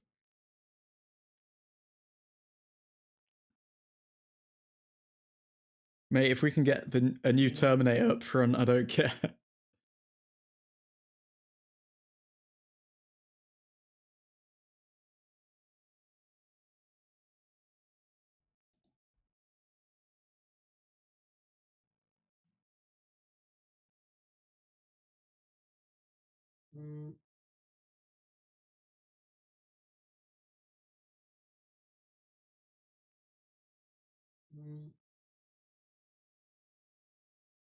Oh.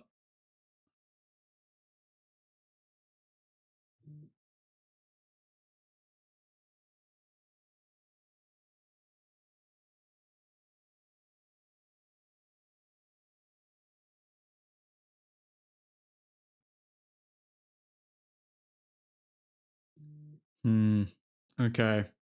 How are we going to get this second goal, lads? Or is it going to stay 1-0? Give me a 30 goals a season player. I feel like you need a generational talent for that type of player, though, Nick. I mean, can Mbeumo get to that? I think he can, but I think I think it's interesting with when you look at our forwards, because other than Cunha, Ahmad's not necessarily selfish. Bruno's not selfish, and Mbeumo's not selfish. I do think Cunha is the type of player that will always choose to shoot instead of pass, but yeah, it's he's definitely going to get enough service as long as we keep Fernandes in the team.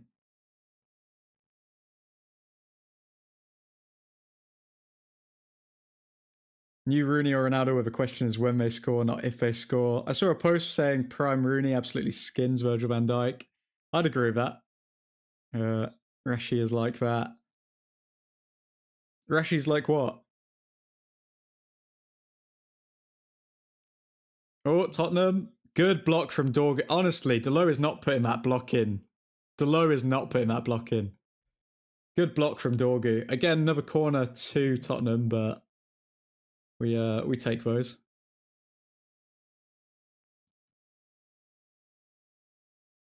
Selfish admin.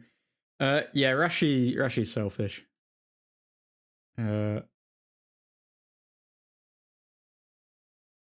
Well, actually, I remember doing a post like, is Rashford selfish? By the way, loving these little emojis that are coming in, whoever's sending those. But is Rashi selfish? I don't know if Rashi's selfish. Because he has picked up a lot of assists, but at his time at United, I think towards the end he was bordering on selfish. Dude didn't put a cross in to save his life. He picked up a lot of assists, even. He picked up a lot of assists while he was at United. I don't know if you can say selfish, but he I don't know. He wasn't creative, I'd say. I'd say Rashford wasn't creative with his assists. He'd always just put in that long cross. But his crosses were actually good, you know. I think towards the end of his United career, he was selfish. I would say that. I think to begin with, he wasn't.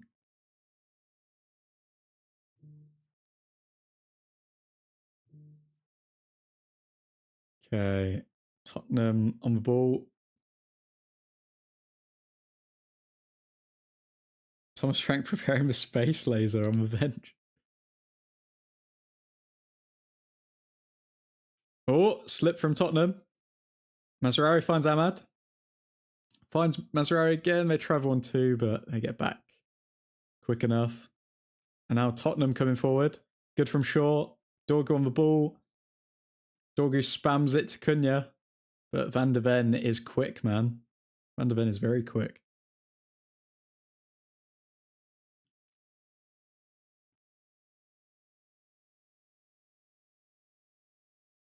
Bruno's having a few words with Ahmad because he should be marking people that he hasn't been.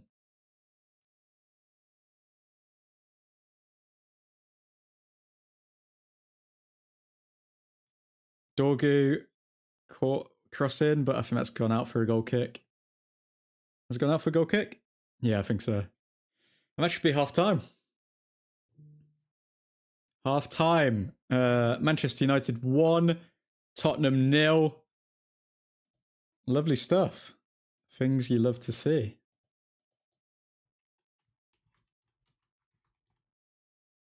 I think overall there's not really been a lot to there's not been a lot to break down. I think it's clear that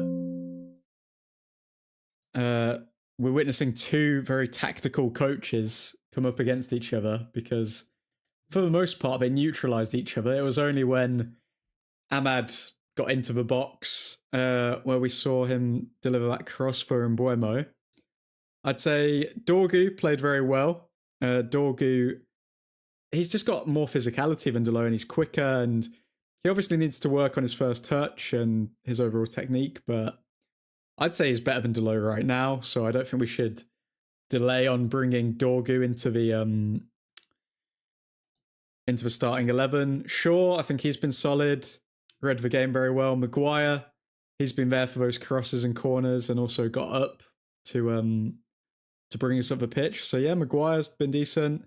De Ligt, like you guys have said, pocketed Richarlison. Very proactive defending from De Ligt. Larmans, other than that little hiccup at the start of the match, where he misplaced the ball, been absolutely fine. I don't think he's had to make a save though, has he? Let's see, has he had to make no shots on target for Spurs? So yes, Larmans hasn't even had to make a save. In the midfield, Casemiro getting into their final third, putting the pressure on Mickey van der Ven. Fernandes, I feel like Fernandes has linked up a few things, but he's not had the busiest of games that he usually would, which I don't mind, to be fair. I think we have been playing through the wings more so than the middle, so yeah, we haven't needed Fernandes to perform to his best. We move up the pitch to Ahmad and Mbeumo, linking up for that goal. Ahmad, good cross in to Mbeumo. I do think Ahmad, obviously he's playing on the left rather than the right, so the image on the screen isn't correct, but Ahmad, I'm sending the emojis. Thank you, Tez. Keep them coming. Keep them coming. But yeah, I think Ahmad and Mbeumo go to show why they've formed that partnership on the right-hand side. It shows that, like, they don't even have to be on the right-hand side. They've just got a really good partnership on the pitch, which is really good to see. Then Cunha, a bit quiet, but he's been keeping the centre-backs occupied, I guess you could say. So, yeah, Cunha hasn't really been involved. I'd say Cunha, Casemiro, Fernandes all not been that involved in this match. I think the defenders have defended really well, and I think Ahmad and Mbeumo have turned up. But yeah, overall, very good, decent team performance. I'm not actually, I take that back. Not very good team performance, but decent team performance. I'd say it's been a very decent team performance.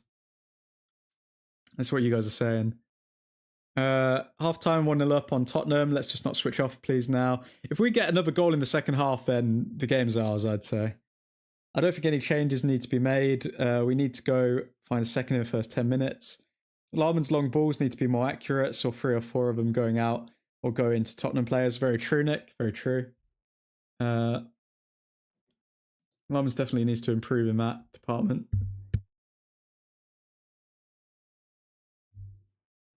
But yeah, overall, very happy. I mean, away from home, 1-0 up. Can we complain? I don't think we can. What subs would we see? Come on, guys. That's the question. I doubt Jack Fletcher's going to come on. I mean, he is there to fill that token academy spot, if we're being honest. For now, anyway. Heaven potentially could come on for sure. Yoro could come on. I could see that. Delo, please don't bring Delo on. I think Dorgu can play a full 90. So I'd probably say Yoro, Heaven, maybe. Actually, no. Maguire hasn't played that much, neither has De Ligt. I'd just keep... So yeah, I'd bring on... Who would I bring on? I'd bring on maybe Heaven for the left-hand side. Ugarte on for Casemiro. I think Casemiro's played well, but his stats don't show that. Mount and Sheshko, and then maybe Xerxes.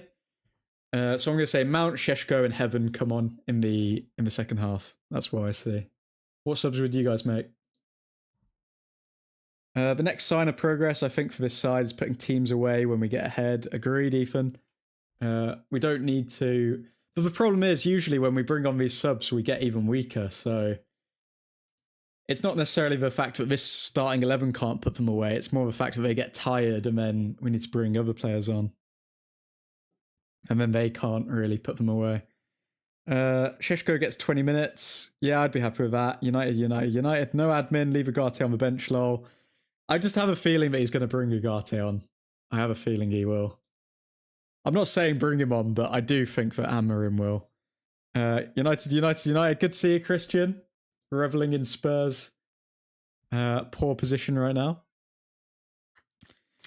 Right now, we're second in the league. Nice to see. Indeed, Tess. Indeed. We are second in the league on 20 points. I mean, with a win here, I think we're pretty much cementing that we are going to push for like top 4 this season. Only 5 points behind Arsenal. Arsenal could go like 8 points clear of us if they win today. And they're playing Sunderland.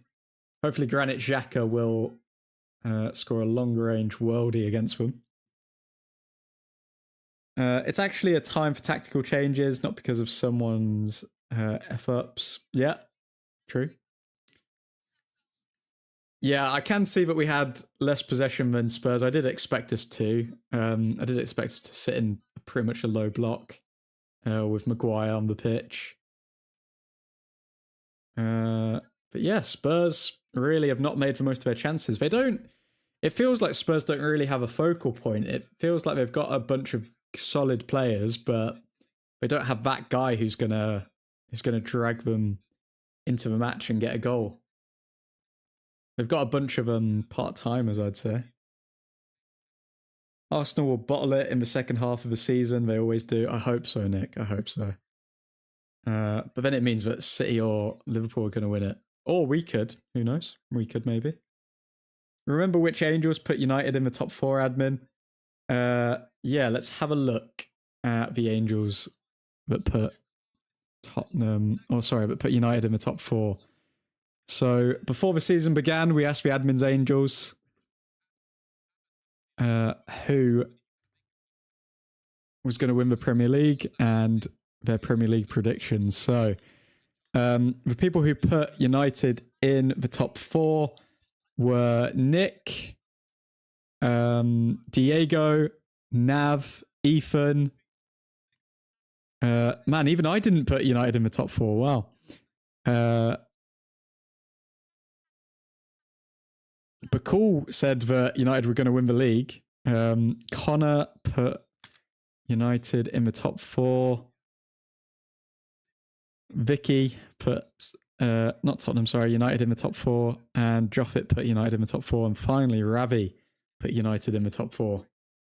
Wow.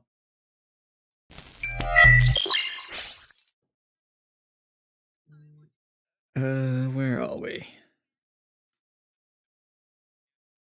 Second is the best option behind Arsenal.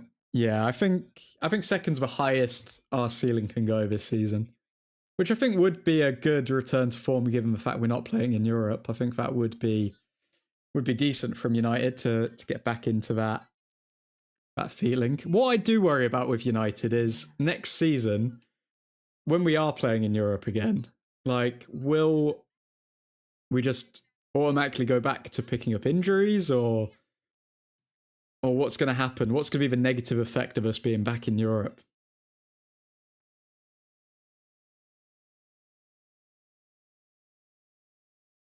Admin plastic fan confirmed. Boo you, Christian. Boo you. If United win the league, hopefully Bakul put a $5 down with the bookies. Hopefully he did. But yeah, guys, whoever does have the most accurate Premier League predictions out of the Angels, they will be winning a special prize, which I have not revealed yet. But once I do reveal that, I'll put it in the Admin's Angels chat and show it on stream. But they will be winning a very special prize. A very special prize indeed. But if you are new to the channel, be sure to hit that subscribe button. We are going to be covering the match watch-alongs for every single game this season. And if you're interested in joining the Admin's Angels, drop me a DM on Instagram or become a member on the channel and yeah, get involved in the community.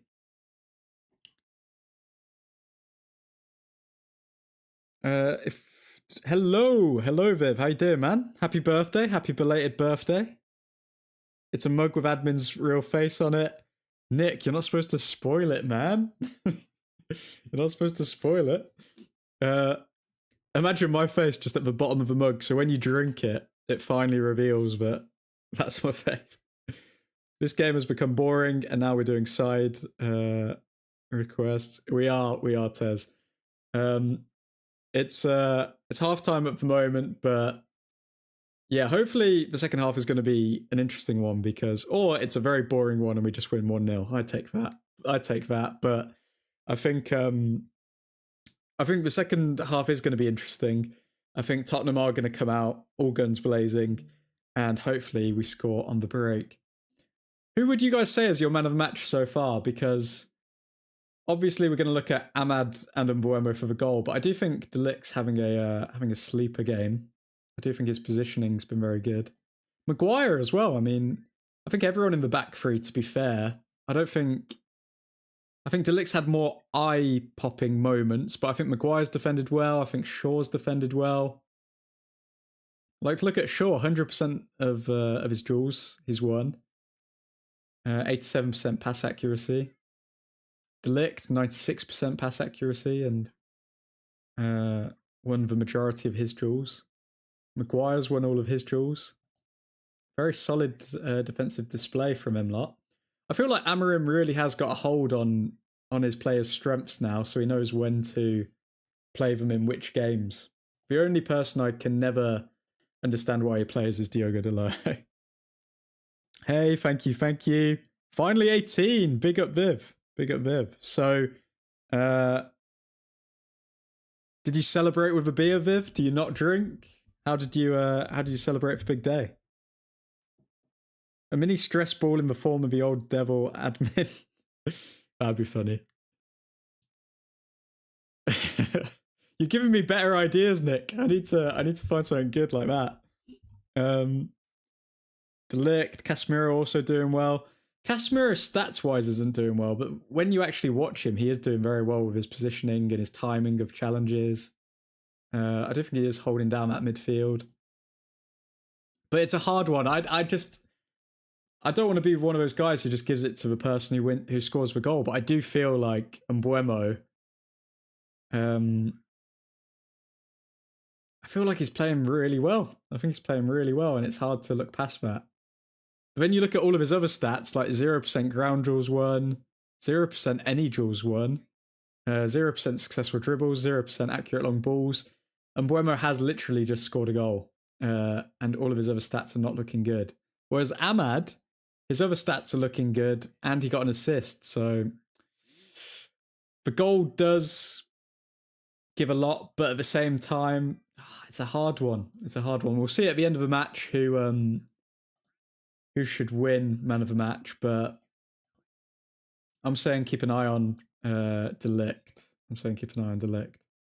Hopefully as a good remainder of the game, and then De Ligt can get a man of the match, because I'm getting tired of giving it to Mbeumo. If Kalen wins a body pillow with the admin avatar on it, he can finally hug something when going to sleep. Oh my god. Is that a thing? Does Caleb not sleep? Does he want a body pillow for winning the Admin's Angels trophy? But folks, what changes should be made in the second half? Get in the comments. Subscribe to the channel. Get your thoughts in the comments. Join the community. And let us know what you've made of that first half. Players are coming out for the second half, from what it looks like. And Mbeumo coming out here. So Mbeumo, I think he's the second top scorer in the league now, behind Erling Haaland. Oh, if Mbeumo gets 20 goals this season. How long's it been since we've had like a 20 goal a season player? Calum is just a hopeless romantic. Mbeumo, player of the month, and scoring after winning player of the month, man of the match. Yeah, I think Mbeumo, man, he's showing that quality. There's a reason why a lot of people, all of the stats nerds, compared him to Mohamed Salah. I think Klopp wanted him at Liverpool as well to... Oh, second half underway. I think Klopp wanted Mbeumo to replace Salah at Liverpool. I don't know if I made that up, but I think something came out that he was the closest player to Mohamed Salah. Why are the fans not back for the second half yet? Like, poor show from the Tottenham fans there. Sen Larmans collects the cross. Good from Larmans. I'd like to point out that Harry Maguire has more goals than Isaac. Now that is amazing. Oh my god. Okay, now that's a stat, Ethan. That is very good. Some stats have also come out at half-time. What have we seen here? Tottenham only touched the ball 3 times in our penalty area in the first half. Their lowest total in a home Premier League match over the last 10 seasons. I mean, we are defending well. We are defending well.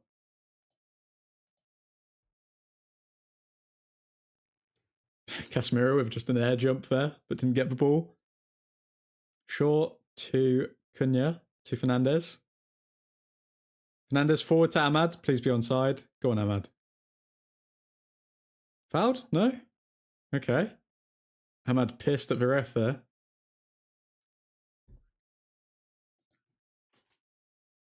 Okay, Tottenham on the ball again.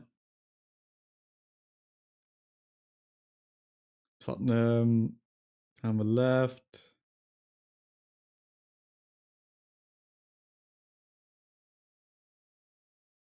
Tottenham coming forward down the right now. Oh, Richarlison in the box. Was that... Did Harry Maguire get his leg to that? He was offside anyway, but did Harry Maguire get his leg to that cross? Yeah, well offside. But Harry Maguire still got to it, I think. Put him off. Very good from Maguire.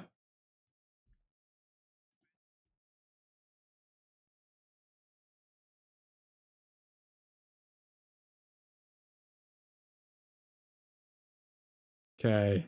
United goal kick here. Come on. Larman's forward. Straight to a Tottenham player again, though. Distribution not been the best, but he's still getting it in areas, I guess. Richarlison scores 1 acrobatic goal in the World Cup, and now he takes every chance to jump around like a lunatic at crosses. I mean, yeah, it's... Honestly, I forgot Richarlison even exists, if I'm being honest. I remember he was like killing it at Everton, wasn't he? And then just took that move to Spurs, and his whole career has never been the same. Dorgu, left wing. Good ball from Fernandes. He can find Cunha. He does. Cunha plays it in space. Cunha finds... if only Ahmad like stayed around the penalty area. That would have been a guaranteed goal there. But Mbuemo finds a cross in. Trying to find Fernandes, but can't. Casemiro. Okay, Tottenham may break here now. We've still got plenty of players back, though. Very well set up for Man United. We get it, man. You're Brazilian. Cross in. And it's out of play, I think. That just puts Harry Maguire man of match for me. He just took that chance away from him like it was nothing. Oh, it's a hard one. It's a hard one. I honestly think all the centre-backs are a level for me at the moment.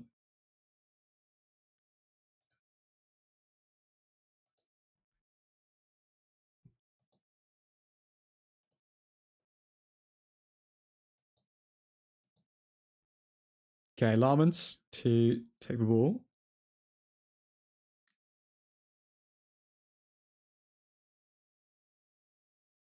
Casemiro putting his body on the line there to get it over to Shaw. Casemiro now on the ground. Thank God we did not sign Xavi Simons. This guy is Auschwitz, but somehow worse and Dutch. Wow, that is an extreme descriptive there, Mr. Christian. Casemiro putting his body on the line there. Beautiful scenes. Uncle Kaz hopefully is all right. And he's up. Ethan, have you put on that United shirt yet? No, Christian, you just signed Garnacho. Can we just take a moment to realise we have multiple man of the match contenders again after last year's only one player doing good? Very true. Very true as well. I mean, that's the sign of a good team, isn't it? But we've actually got multiple people performing well. Even Dorgu. I think Dorgu's played well today. I think Dorgu's defended well. He found the cross for Mbuemo. But kind of was the cross before the cross to set up the goal.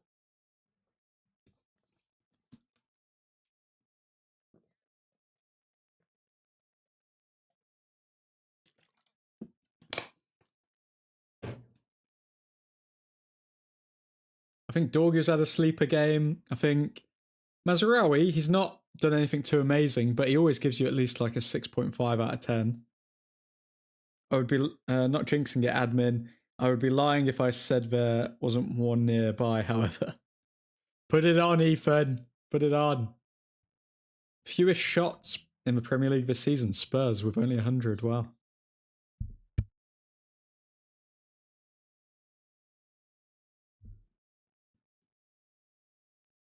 Okay, Tottenham playing around the back.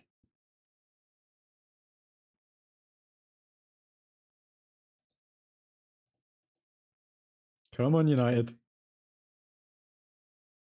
Oh, we just need one more goal. Tottenham on the ball. Tottenham cross. Oh, good from Mazraoui. And that's what I mean. Mazraoui just plucks it out the air. And then we're on the counter-attack. Great defending.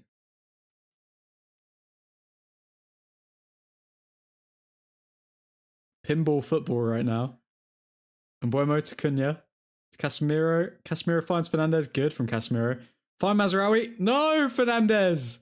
Oh, poor choice. Poor choice there from Fernandez. Should have got Mazraoui in. He was in space there. Bit tighter now from Maz. Oh, poor from Ahmad. Delict. Good defending, but... And good from Maguire. Good defending. Good defending. Larmans took a bit of a heavy touch, but then cleared it. Okay, I'm not liking this. We are showing a bit of a lack of composure here. Fernandez really should have got that ball out to Mazraoui. One sheer signing is enough. No need to sign two lesbian lookalikes who play like headless chickens. Goodness me. I saw. Did you guys see the report that a United fan was banned for homophobic comments towards Chelsea or something? And I was like, how can you be homophobic towards a club?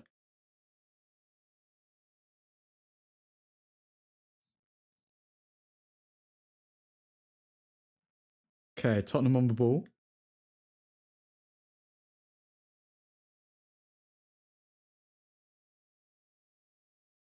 Oh, cross in. Get it away. Get away. Go on, Maz. Close him down. Beautiful. Beautiful, Mazraoui. Beautiful. That is the defending that you actually get from real fullbacks, man.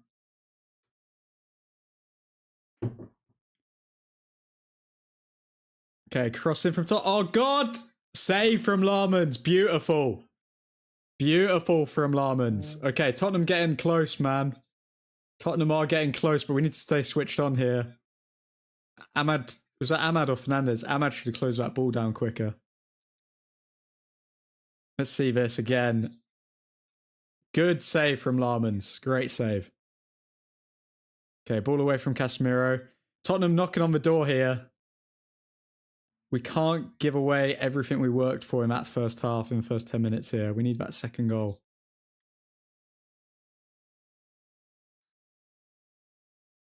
We live in a time where anyone can be offended by anything, admin. True. Very true, Nick.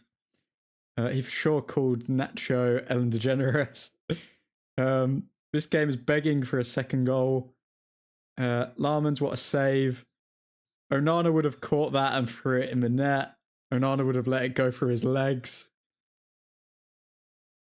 Great save. Great save from Larmans. He is good with his feet like De Gea, isn't he? Okay, Tottenham now have a free kick. Now this is where we see if Larmans has learnt his lesson, because he obviously let in a pretty loose free kick against Brighton when Danny Welbeck stood up. Can he save a free kick here if it's on target? Come on, Larmans. Show us you've grown. Show us you've grown, Larmans. Okay, short free kick taken. Ball in the box. Shot! Save from Larmans again. Okay, Larmans may be winning man of the match, lads. Oh, not okay. Not Onana. Larmans is coming up clutch right now for us. We need to stop relying on the bloody 22-year-old or whatever. Come on. Oh, Fernandez. So many loose passes from Fernandez. Dorgu fouled. Good from Dorgu, drawing the foul. Larman's, what a save. Onana would have caught that and threw it in the net. Let's see this again. It went through the legs of Maguire, I think. Good from Larman's, very good. Was going directly towards him, but good reaction save. He wouldn't have had a lot of time to react to that. Now, but let's be honest, is Onana the worst ever keeper? He leaves and you guys go from relegation to European spots. He, without a doubt, is the worst keeper Manchester United has probably ever had. Larman's actually a Schmeichel regen. I mean, I don't want to get too invested too early with Larman's. I think he can still grow to be a better player, but he's showing very, very, very, very positive signs. De Ligt chasing down, Mazraoui chasing down with Richarlison. Mazraoui ends up taking it out for a throw-in. Sesko coming on. Oh, okay. Okay, so Mazraoui's coming off. Ahmad's going to play right wing back. And I guess Šeško's going to move over to striker and Cunha is going to shift over to left cam. Casemiro, very good. Fernandez on the ball. Fernandez going with a long ball to Mbuemo. Finds him. Good ball, to be fair. Mbuemo finds Dorgu. Don't know where Dorgu was aiming there with that one, to be fair. Okay, Šeško on for Mazraoui.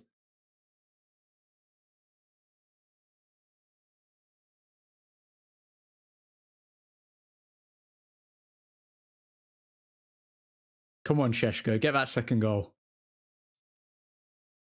What the fudge was that from Dorgu? Honestly, I don't know. I don't know if he was aiming for Michael Jordan or whoever, but like I don't know what he was going for there. Why in all seven hells did the Dutch and Danish beef?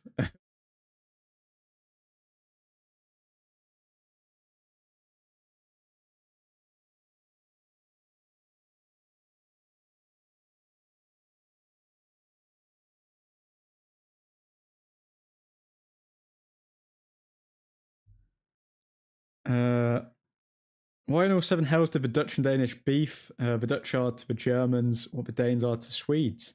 You should love each other. Hello. Hello, Mackenzie. How are you? There is no beef. These are countries that actually respect and help each other. They've bonded over their pastries, Christian. Okay, Šeško to get the second. Come on now. Ahmad on the ball.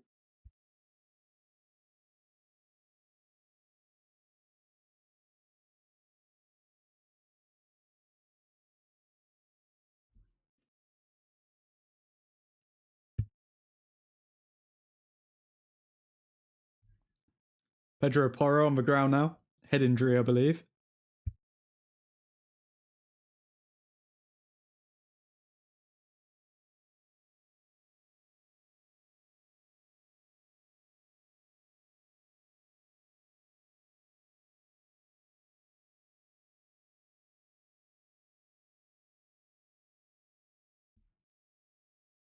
Bread and pastries are more German than Dutch. Pancakes? Tulips? What are we saying? Stamppot? What pastries? All Danish pastries are stolen from the Austrians. Hey, you're Europeans at the end of the day. Come on now. Cookies are Dutch. Ooh, okay. Didn't know that. Hamburger. I was looking for a reason to justify not liking Thomas Frank's smug face. Now that it's been determined there's no real world conflict, it's just F that Bond villain's smug face. You tell him. You tell him, Ethan. Where did hamburger come from again?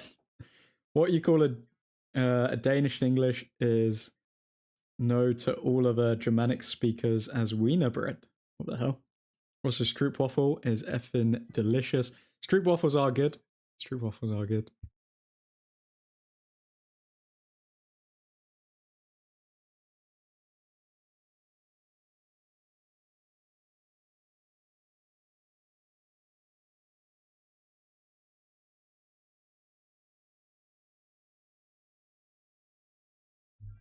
Dorgu with a throw in here.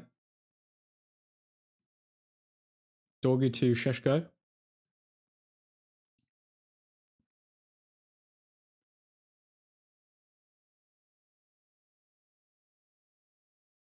Very, very congested. Sheshko gets the ball though. I mean, Shaw tries to go forward, but no foul. A lot of battles going on in this midfield. Casemiro to Cunha. Don't know where Cunha was going with that one. Oh, Richarlison. Oh, have they got him through? Offside. Thank God. Please be offside. Please be offside. Tottenham just scored, but I believe it's offside. It was a good ball in between the centre-backs. But well offside. Good, Maguire. Maguire stepping up there. Very good.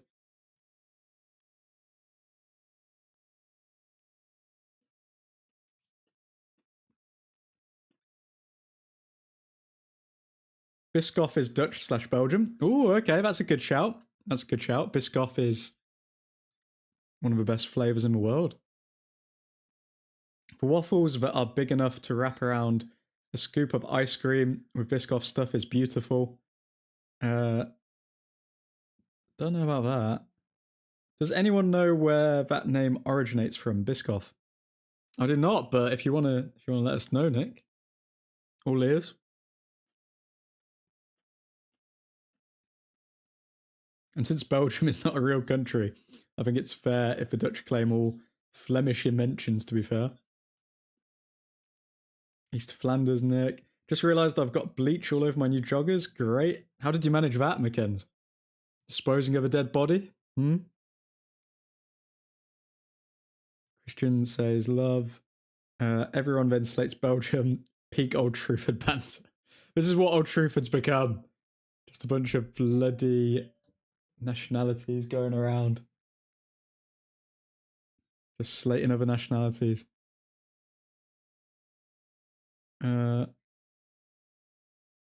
It's a biscuit besides your coffee. Biscoff. Oh, wow. I like it.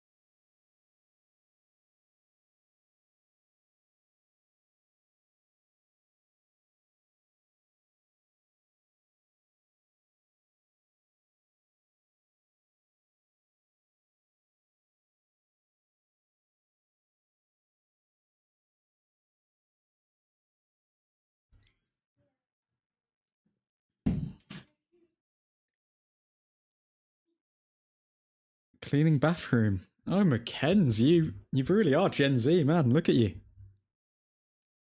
Such a well-mannered young man cleaning his bathroom at uni. Wow. Shout out to you. I mean, Belgium was created to stop the English, French, and Germans fighting, and they even failed at that. So yeah, fake country. Does anyone know anything that can stain clothes back?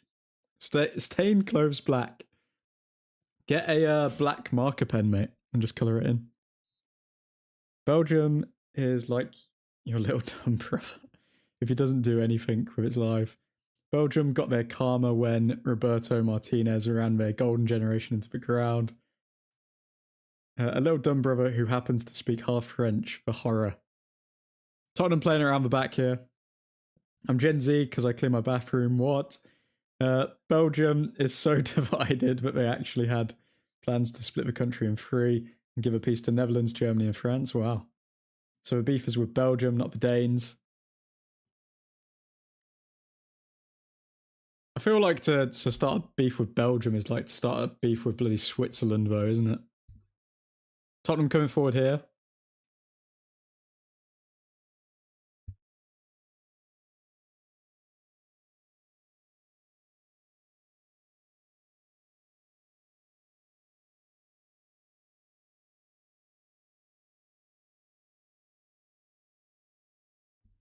Tottenham on the edge of our box. Good block from Mbeumo.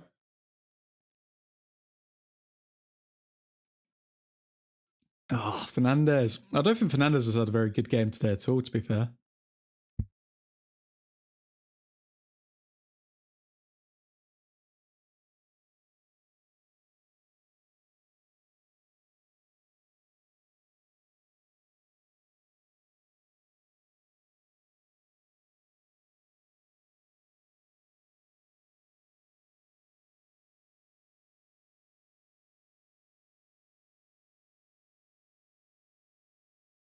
I think we are going to see a lot of man of the match shouts after today, though. I mean, you've got De Ligt, you've got Ahmad, Mbeumo, Dorgu, Shaw, Larmans. I mean, 6 players could be man of the match today.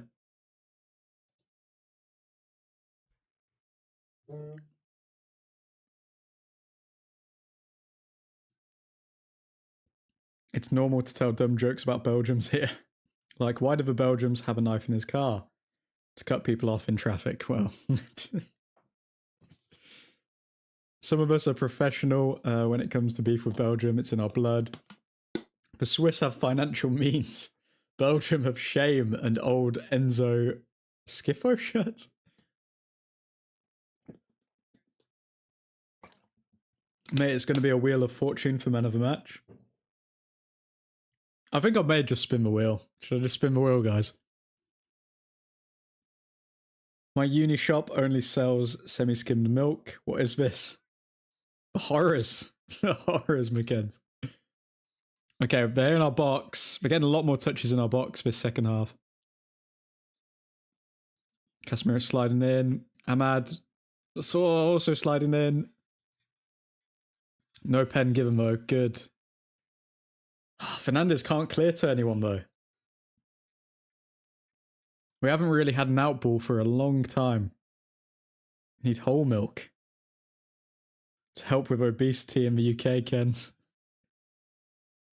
Bloody whole milk. These bloody uni students are very, very bougie these days, you know? I'm surprised you haven't said that you need oat milk or something like that, McKenz. Gluten-free milk, please. What even is that, McKenz? Come on now. Stop it. Cross in from Spurs, away by Dorgu, and Mbeumo on the ball. Okay, and Mbeumo back to Dorgu. Dorgu long ball to Sheshko down the channel. Sheshko can get to it. Come on, what's he like on the wing? Go on, Sheshko. Plays it back. Does the safe option. Fair enough. Okay, Fernandes. Oh, it looks like Maguire's grabbing his hamstring. Maguire may have to be subbed off soon. Maguire on the ball. Yeah, Maguire's limping on his hamstring. That is not good. Maguire's got to go. I think Yoro's going to come on. De Ligt goes down the centre. Fernandes is through, though. Fernandes. Oh, my God. Really? Fernandes, that was poor. That was really poor. Fernandes could have made it 2-0 there. That was a great ball by Ahmad. Oh, so poor from Fernandes. Even just like stay in front of the ball. Get a pen maybe. Like control it. You didn't need to shoot there. Poor from Fernandes. So Ugarte, Yoro and Mount are coming on. Guys, brace yourselves. Ugarte's coming on the pitch. Hopefully it's not a serious injury for Maguire, but it doesn't look good.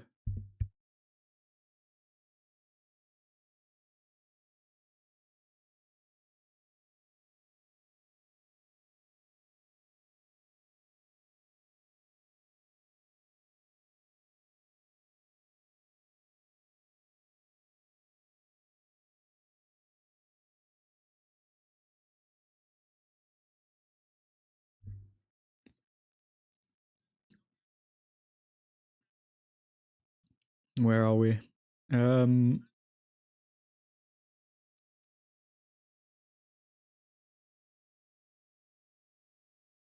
are we? Dude was class. Controversial opinion. Belgian beer is overrated as fruit juice with hops. No, we're not allowed refills for drinks to stop obesity. Nah, milk is milk.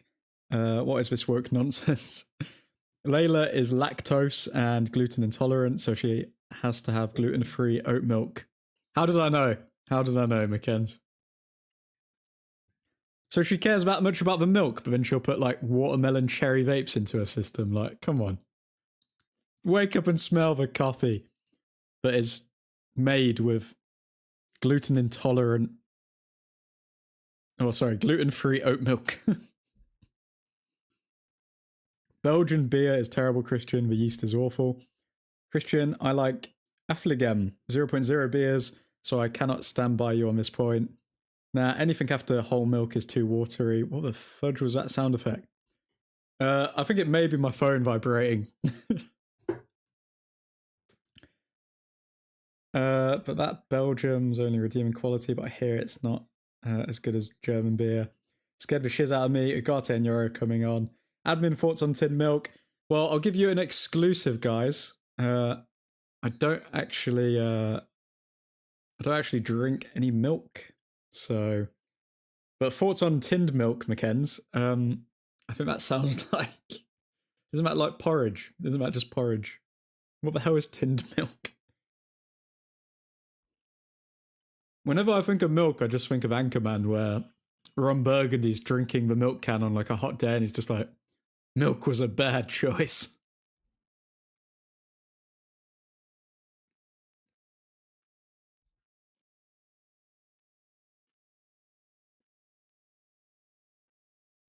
I respect a good 0% beer. Not that I would ever drink one myself, but man, every Belgian beer is just fruit first, beer second.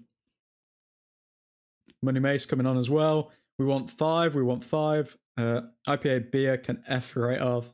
That's just wrong. Nick with the truth bomb. Gluten-free oat milk. That's a real thing. Everything is better. Heineken, Christian, absolute piss water.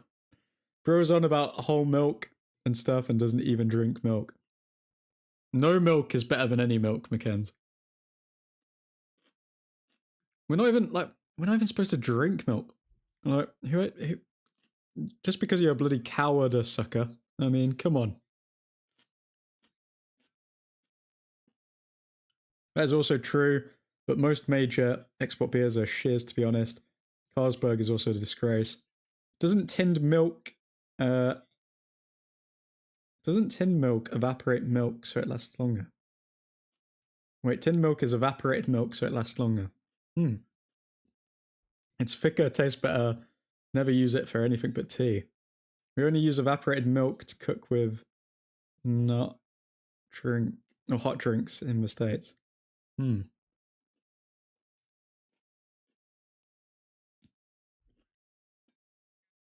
Old Trafford, the home of beer and milk. Subscribe if you're new. Join the community and let us know what your favourite pale ale is or your favourite latte is, please. This game really needs another goal.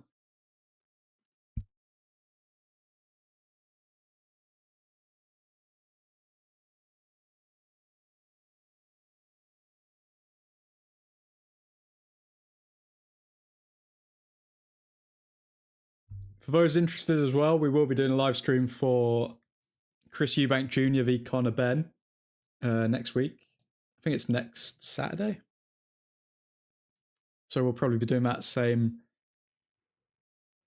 after the United stream. Okay, Bruno Fernandes with a free kick here. Free kick in. Corner? Yeah, stayed in. Okay, Spurs are trying to break.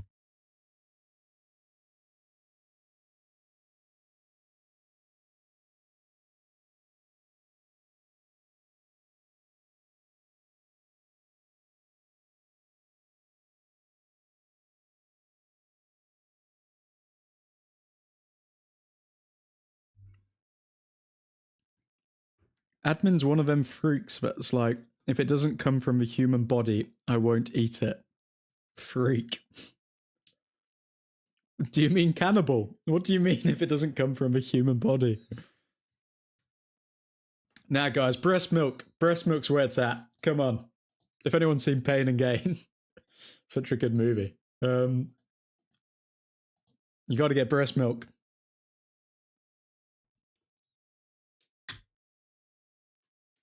Breast milk helps with recovery, man. It even beats chocolate milk. We're not even supposed to drink milk. You're not. You're literally like, our stomachs are not made to drink milk. It makes you more bloated. Makes you not a very happy individual.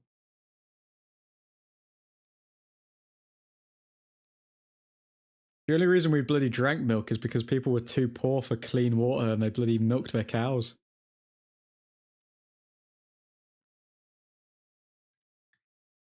Oh, Sheshko in the box. I can't get past two players at once.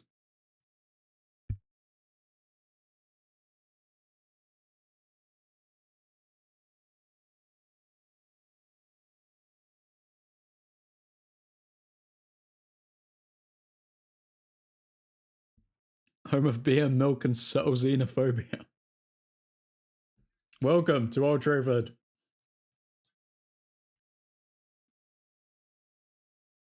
Okay, Tottenham coming forward now.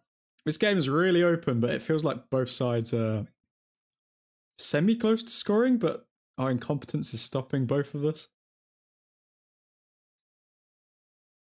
Go on, Ahmad's going down the right wing now. Come on. When Ahmad attacks, it usually means something happens. Oh, but it's defended. Van de Ven is such a D-head, man. I was trying to make us not as savage as we are, but sometimes you have to embrace it. I think you're lactose intolerant admin, because I get none of that when I drink milk. Yeah, but like, even look it up, Kens. You'll see studies saying like we're not even supposed to drink milk. Like it just doesn't aid us at all. Okay, now we're talking about milk cocktails.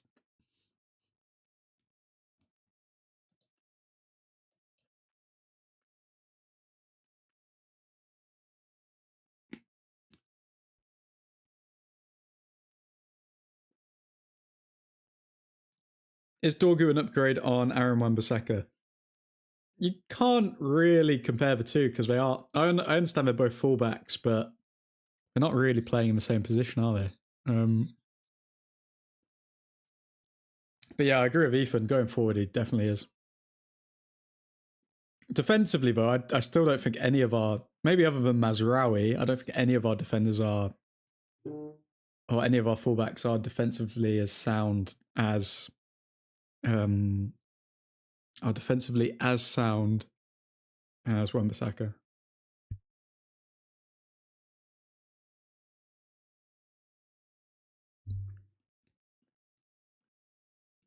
Well, yeah, after a certain age, we're not meant to get milk, but now we can, and it makes your bones better. Don't know about that, man. Do not know about that. Delo has come on for Dorgu. Oh, shit. Okay, guys. We need to focus on the match now. 10 minutes. A lot of people hating on Dorgu online. I've just seen someone say, but we need a better left wing back than Dorgu and that he's average, but he's 21 years old, was the most fouled player on the pitch, won the most duels in the match. Like, passing needs to be worked on, but I thought Dorgu was decent today. A lot of unnecessary Dorgu hate going around.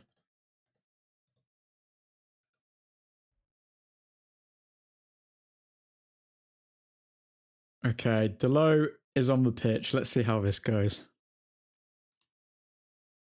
No one in football is as sound as Aaron Wan-Bissaka in defence.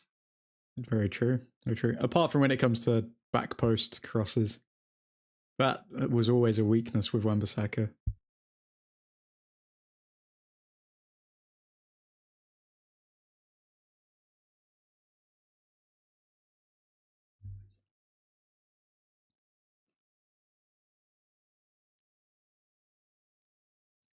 Okay, Spurs on the ball. Ahmad. Clears.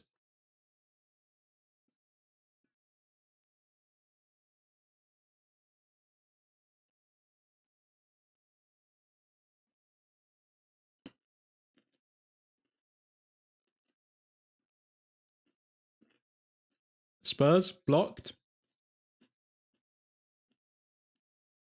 Lenny Yoro, good defending. Fernandez finding Ahmad. Oh, he misses the ball. Honestly, we just need to keep the ball in like Tottenham's third and just pass it around and then we'll win this 1-0. Like Spurs are starting to tire.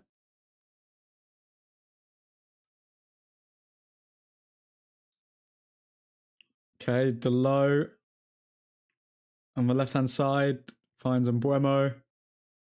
Back to Delo. Delo to Mbuemo. And Mbuemo gets fouled because of it. Good one, Delo.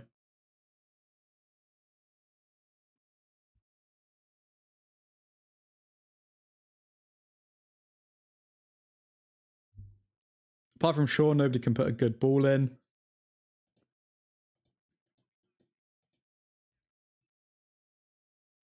Says Imral. Delo to Mbuemo again, but like...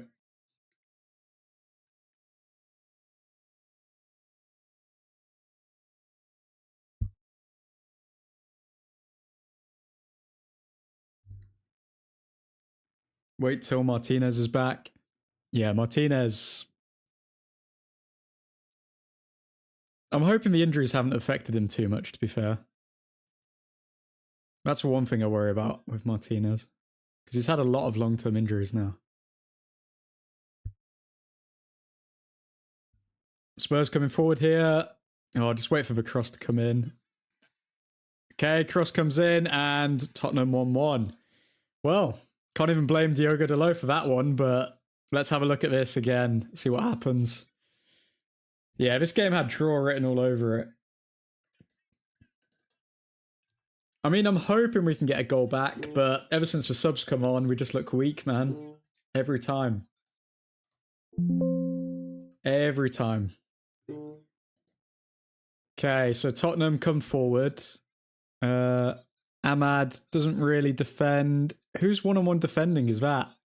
With Delict. Yeah, Delict got just absolutely poured off the ball, to be fair. And there's no way Lams is saving that.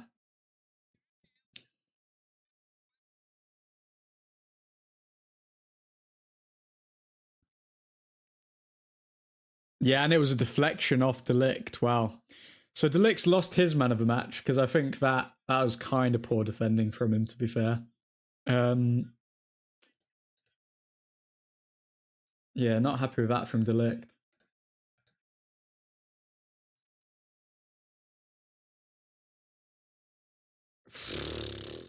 I think we're gonna resort to an Mbuemo man of the match again, to be fair, guys. Because I think Ahmad could have done better to defend that cross, and I think Delict could have done better to defend it as well.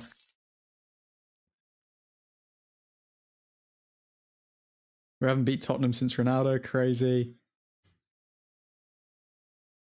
It's just as soon as we subs come on, man, like the composure's gone. The composure is actually gone. It's like even the teammates know that, oh, okay, we're not gonna win this. Oh, Mason Mount, change it for us, please. Oh, Mason Mount, find Sheshko.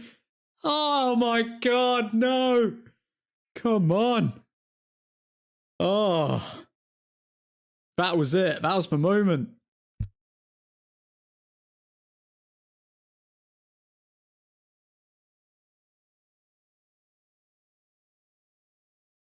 Looks like Sheshko might be injured now as well.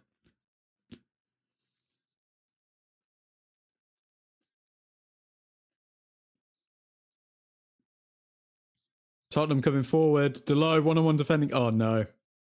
Yep, of course he gets the cross. Okay, Delo does all right with that one, to be fair.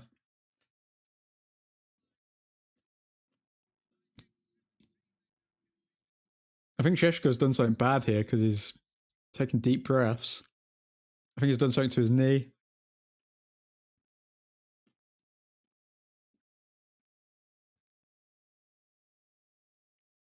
He took way too long, Sheshko. He shouldn't have even looked. He should have just hit the ball.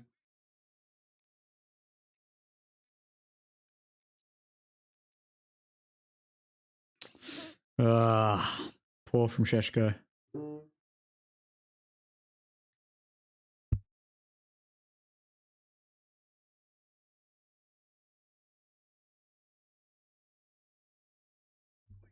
That was a moment as well. That was the moment where we go 2-1 up, but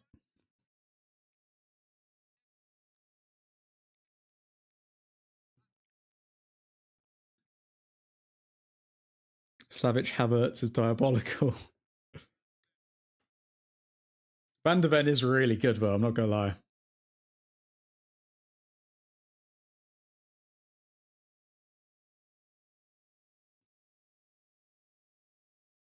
Okay, so yeah, we've pretty much just like thrown away a 1-0 lead again. We did it against Nottingham Forest, now we've done it against Tottenham. We're becoming very, very Spursy here. Still, it's a draw away from home at Tottenham. It's not the worst result in the world if we end up with a draw, but I do think it's another missed opportunity for United.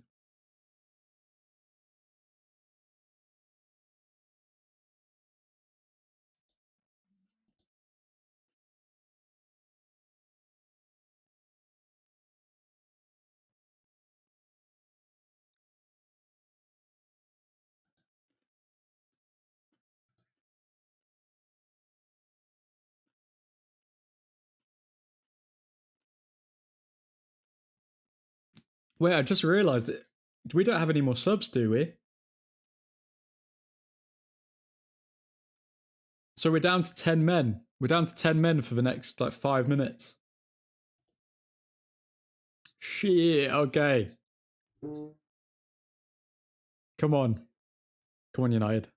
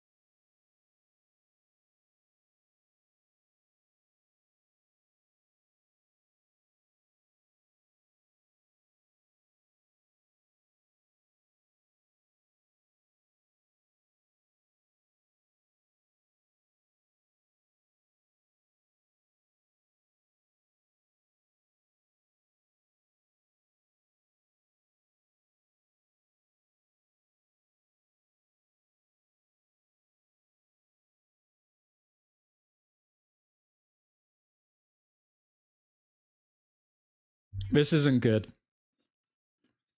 What the actual...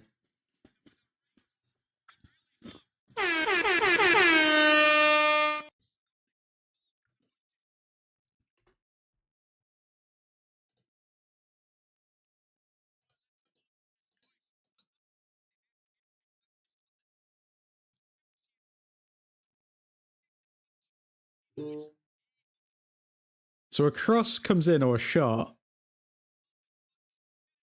and then Richarlison heads it on. Wow.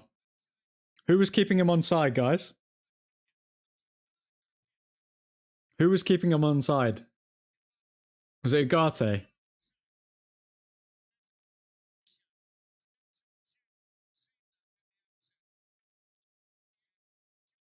Ugarte kept him onside. Yeah, of course. Okay.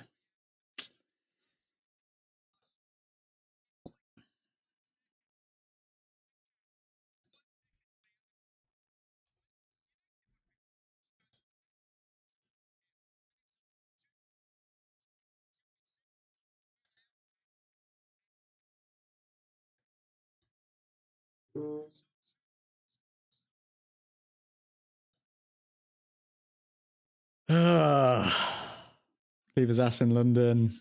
Well, any chance in the 2-2? I highly doubt it. Ain't no way we... I mean, we've still got quality on the pitch, but I think the team they've lost that spirit now. They've lost it. They're not getting that spirit back.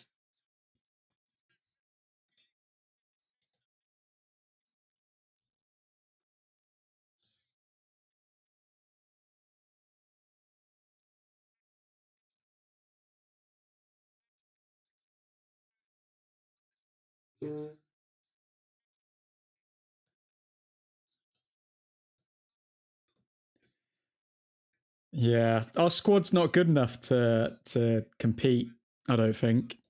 Like, as soon as we make subs, we get worse. Another record Amorim has broken. Get this fraud out of my club. What record did he break? You can also switch over to F1 now, admin.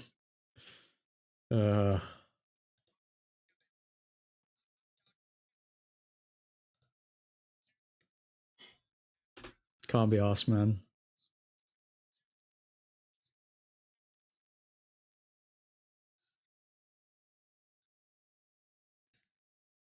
You take our actual good players off the pitch and then boom, we've lost it.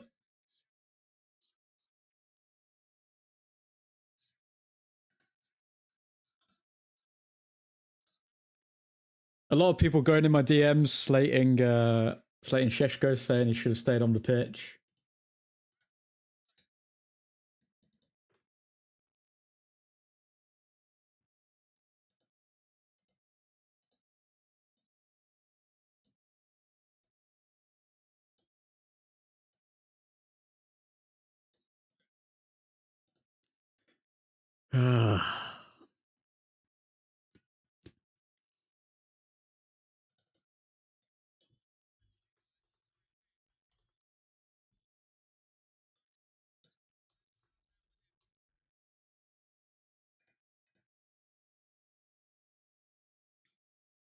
Panic Football is also back. Chelsea are not even playing, and I'm already sad what a day this is going to be. Pretty sure it's the leading half-time record. That's only at home, Johnny. It's not away from home.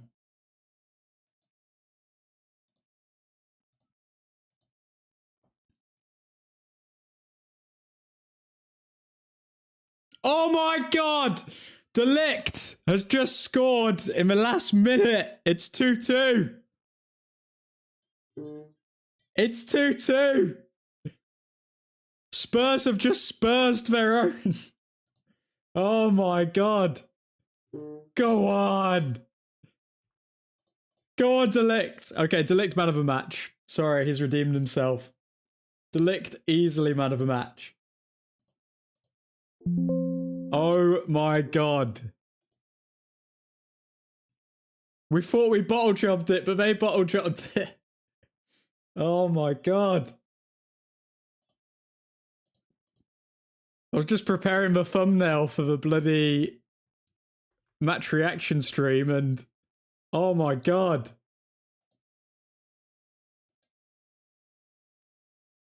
What a goal. Come on, Delict.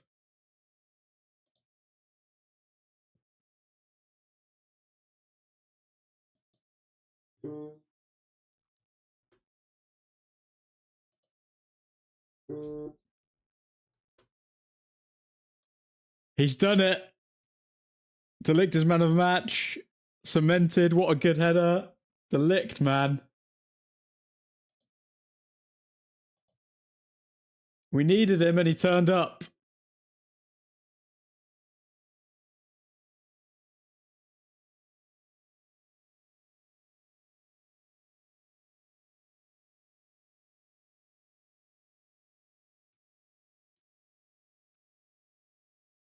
We are a hard team to beat, ladies and gents. Check the Angels chat admin.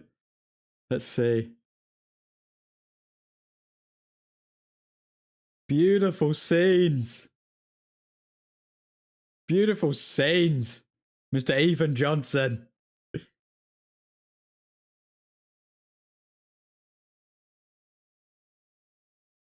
Oh my god, we're actually back. I'd take a draw away from home. I'd take a draw away from home. Thomas Frank is going to be gutted. Not much acknowledgement there between Thomas Frank and Amorim. I think both managers annoyed with their players. Shout out to Delict.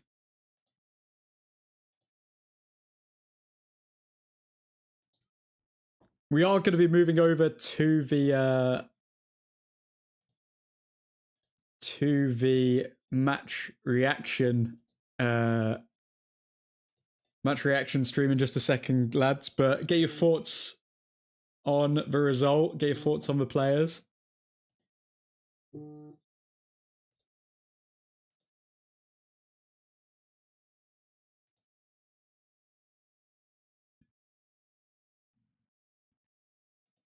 Oh my god. It's such a hard one to know what to take away from that match.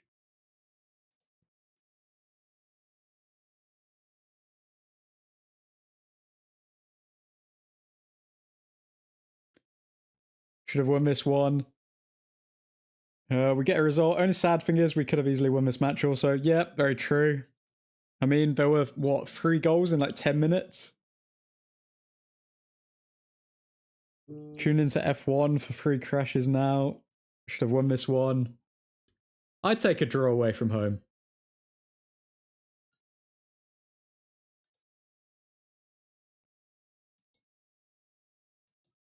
I'd take a draw away from home.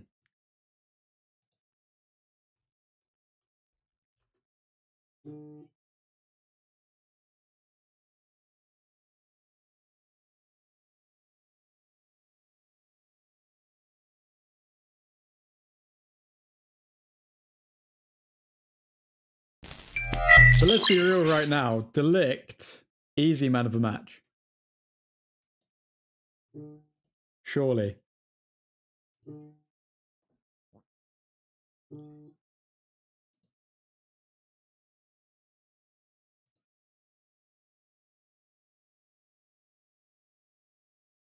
Oh, I just need that photo. I need that photo of Delict celebrating. Oh my god. Injected in my veins. Where is it? Come on. Come on, United. Release for photo. Release for tapes.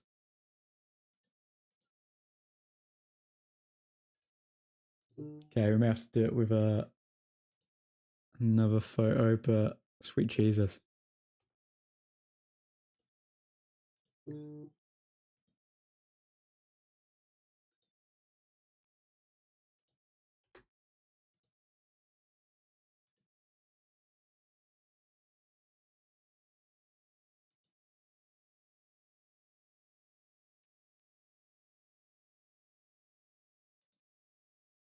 Can we get a live table admin? We can indeed. Let me see if I can pull it up. See if it'll fit into the screen.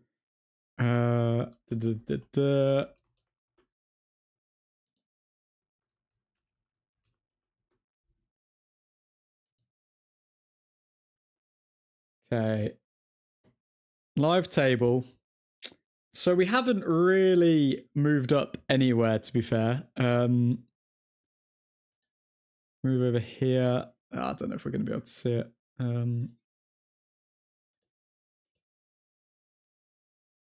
No, I don't know if you're going to see it on the stream. But we are 7th, so we are here. 18 goals against. We're still conceding goals, and almost all of them are happening when Casemiro comes off the pitch. I mean, it's not a good look, is it? It's really not a good look. I think we need to really improve that aspect of our game because it looks as though we just capitulate as soon as Casemiro comes off the pitch.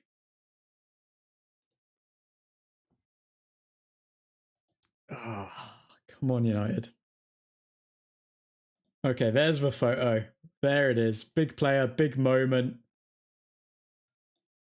And this is the photo, gents, that I'm going to be using for the thumbnail for the next stream. Just bear with me when I get this. When I get this set up. But get your thoughts in here. I will make it so that the stream from this one directly passes through to the other stream.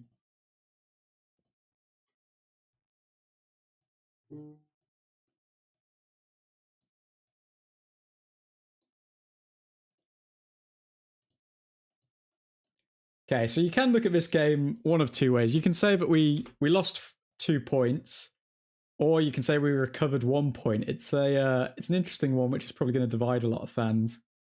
But I think away from home at Tottenham, to draw with them is not the worst result.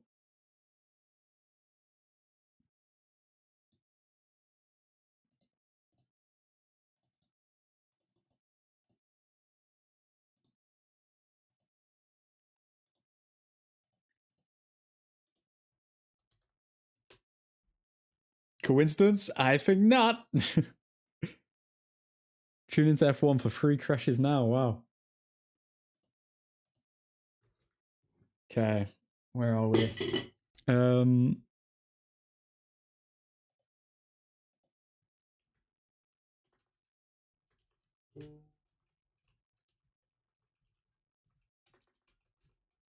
Just bear with me, folks.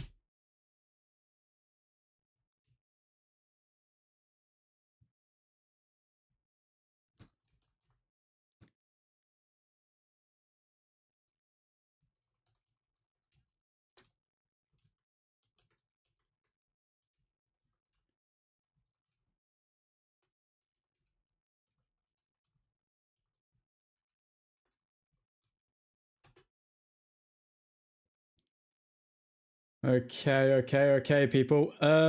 This will be ready any second. How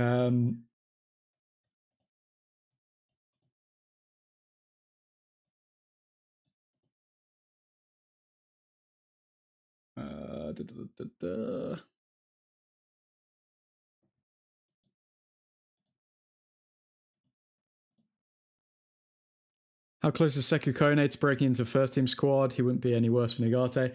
Well, he is training with the first team, so Sekou Kone, he's still young though, isn't he? I think he's like, is he 19? Is he 20? He's been training with the first team, but a lot of the academy players have. It's a hard one. It's a hard one to say, Ethan Johnson. It's a hard one. But yeah, he would do a lot more than Ugarte, that's for sure. These subs make us so much worse. Like, Casemiro is still not getting the credit that he deserves.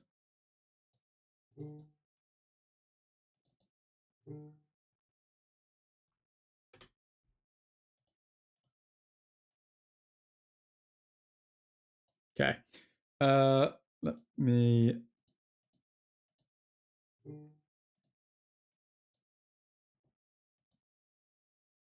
just save this, and then we'll move over to the other stream, my friends.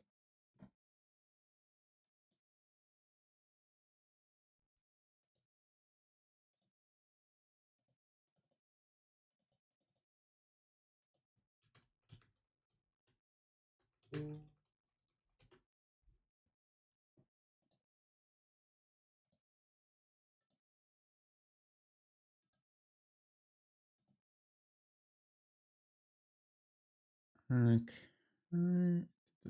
Do.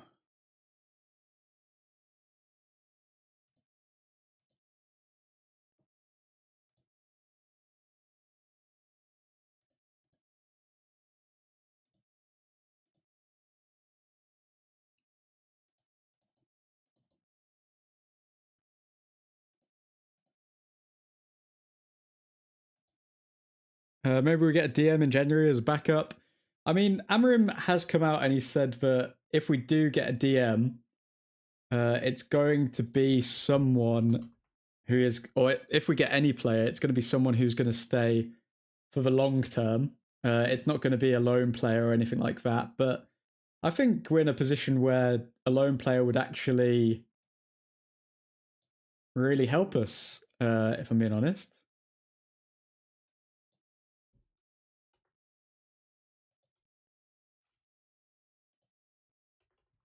I honestly think a lone player would really help us, because if we are going to go for one of the main signings like a Belabor, Wharton, or Anderson in the summer, then I don't understand why we wouldn't go for someone who can just stay with us for like 6 months or so throughout the rest of the season.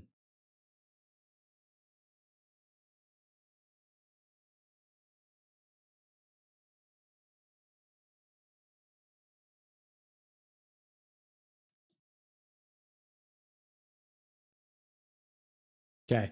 I'm just going to move everyone over from this live stream over to the match reaction live stream. So just bear with me, folks.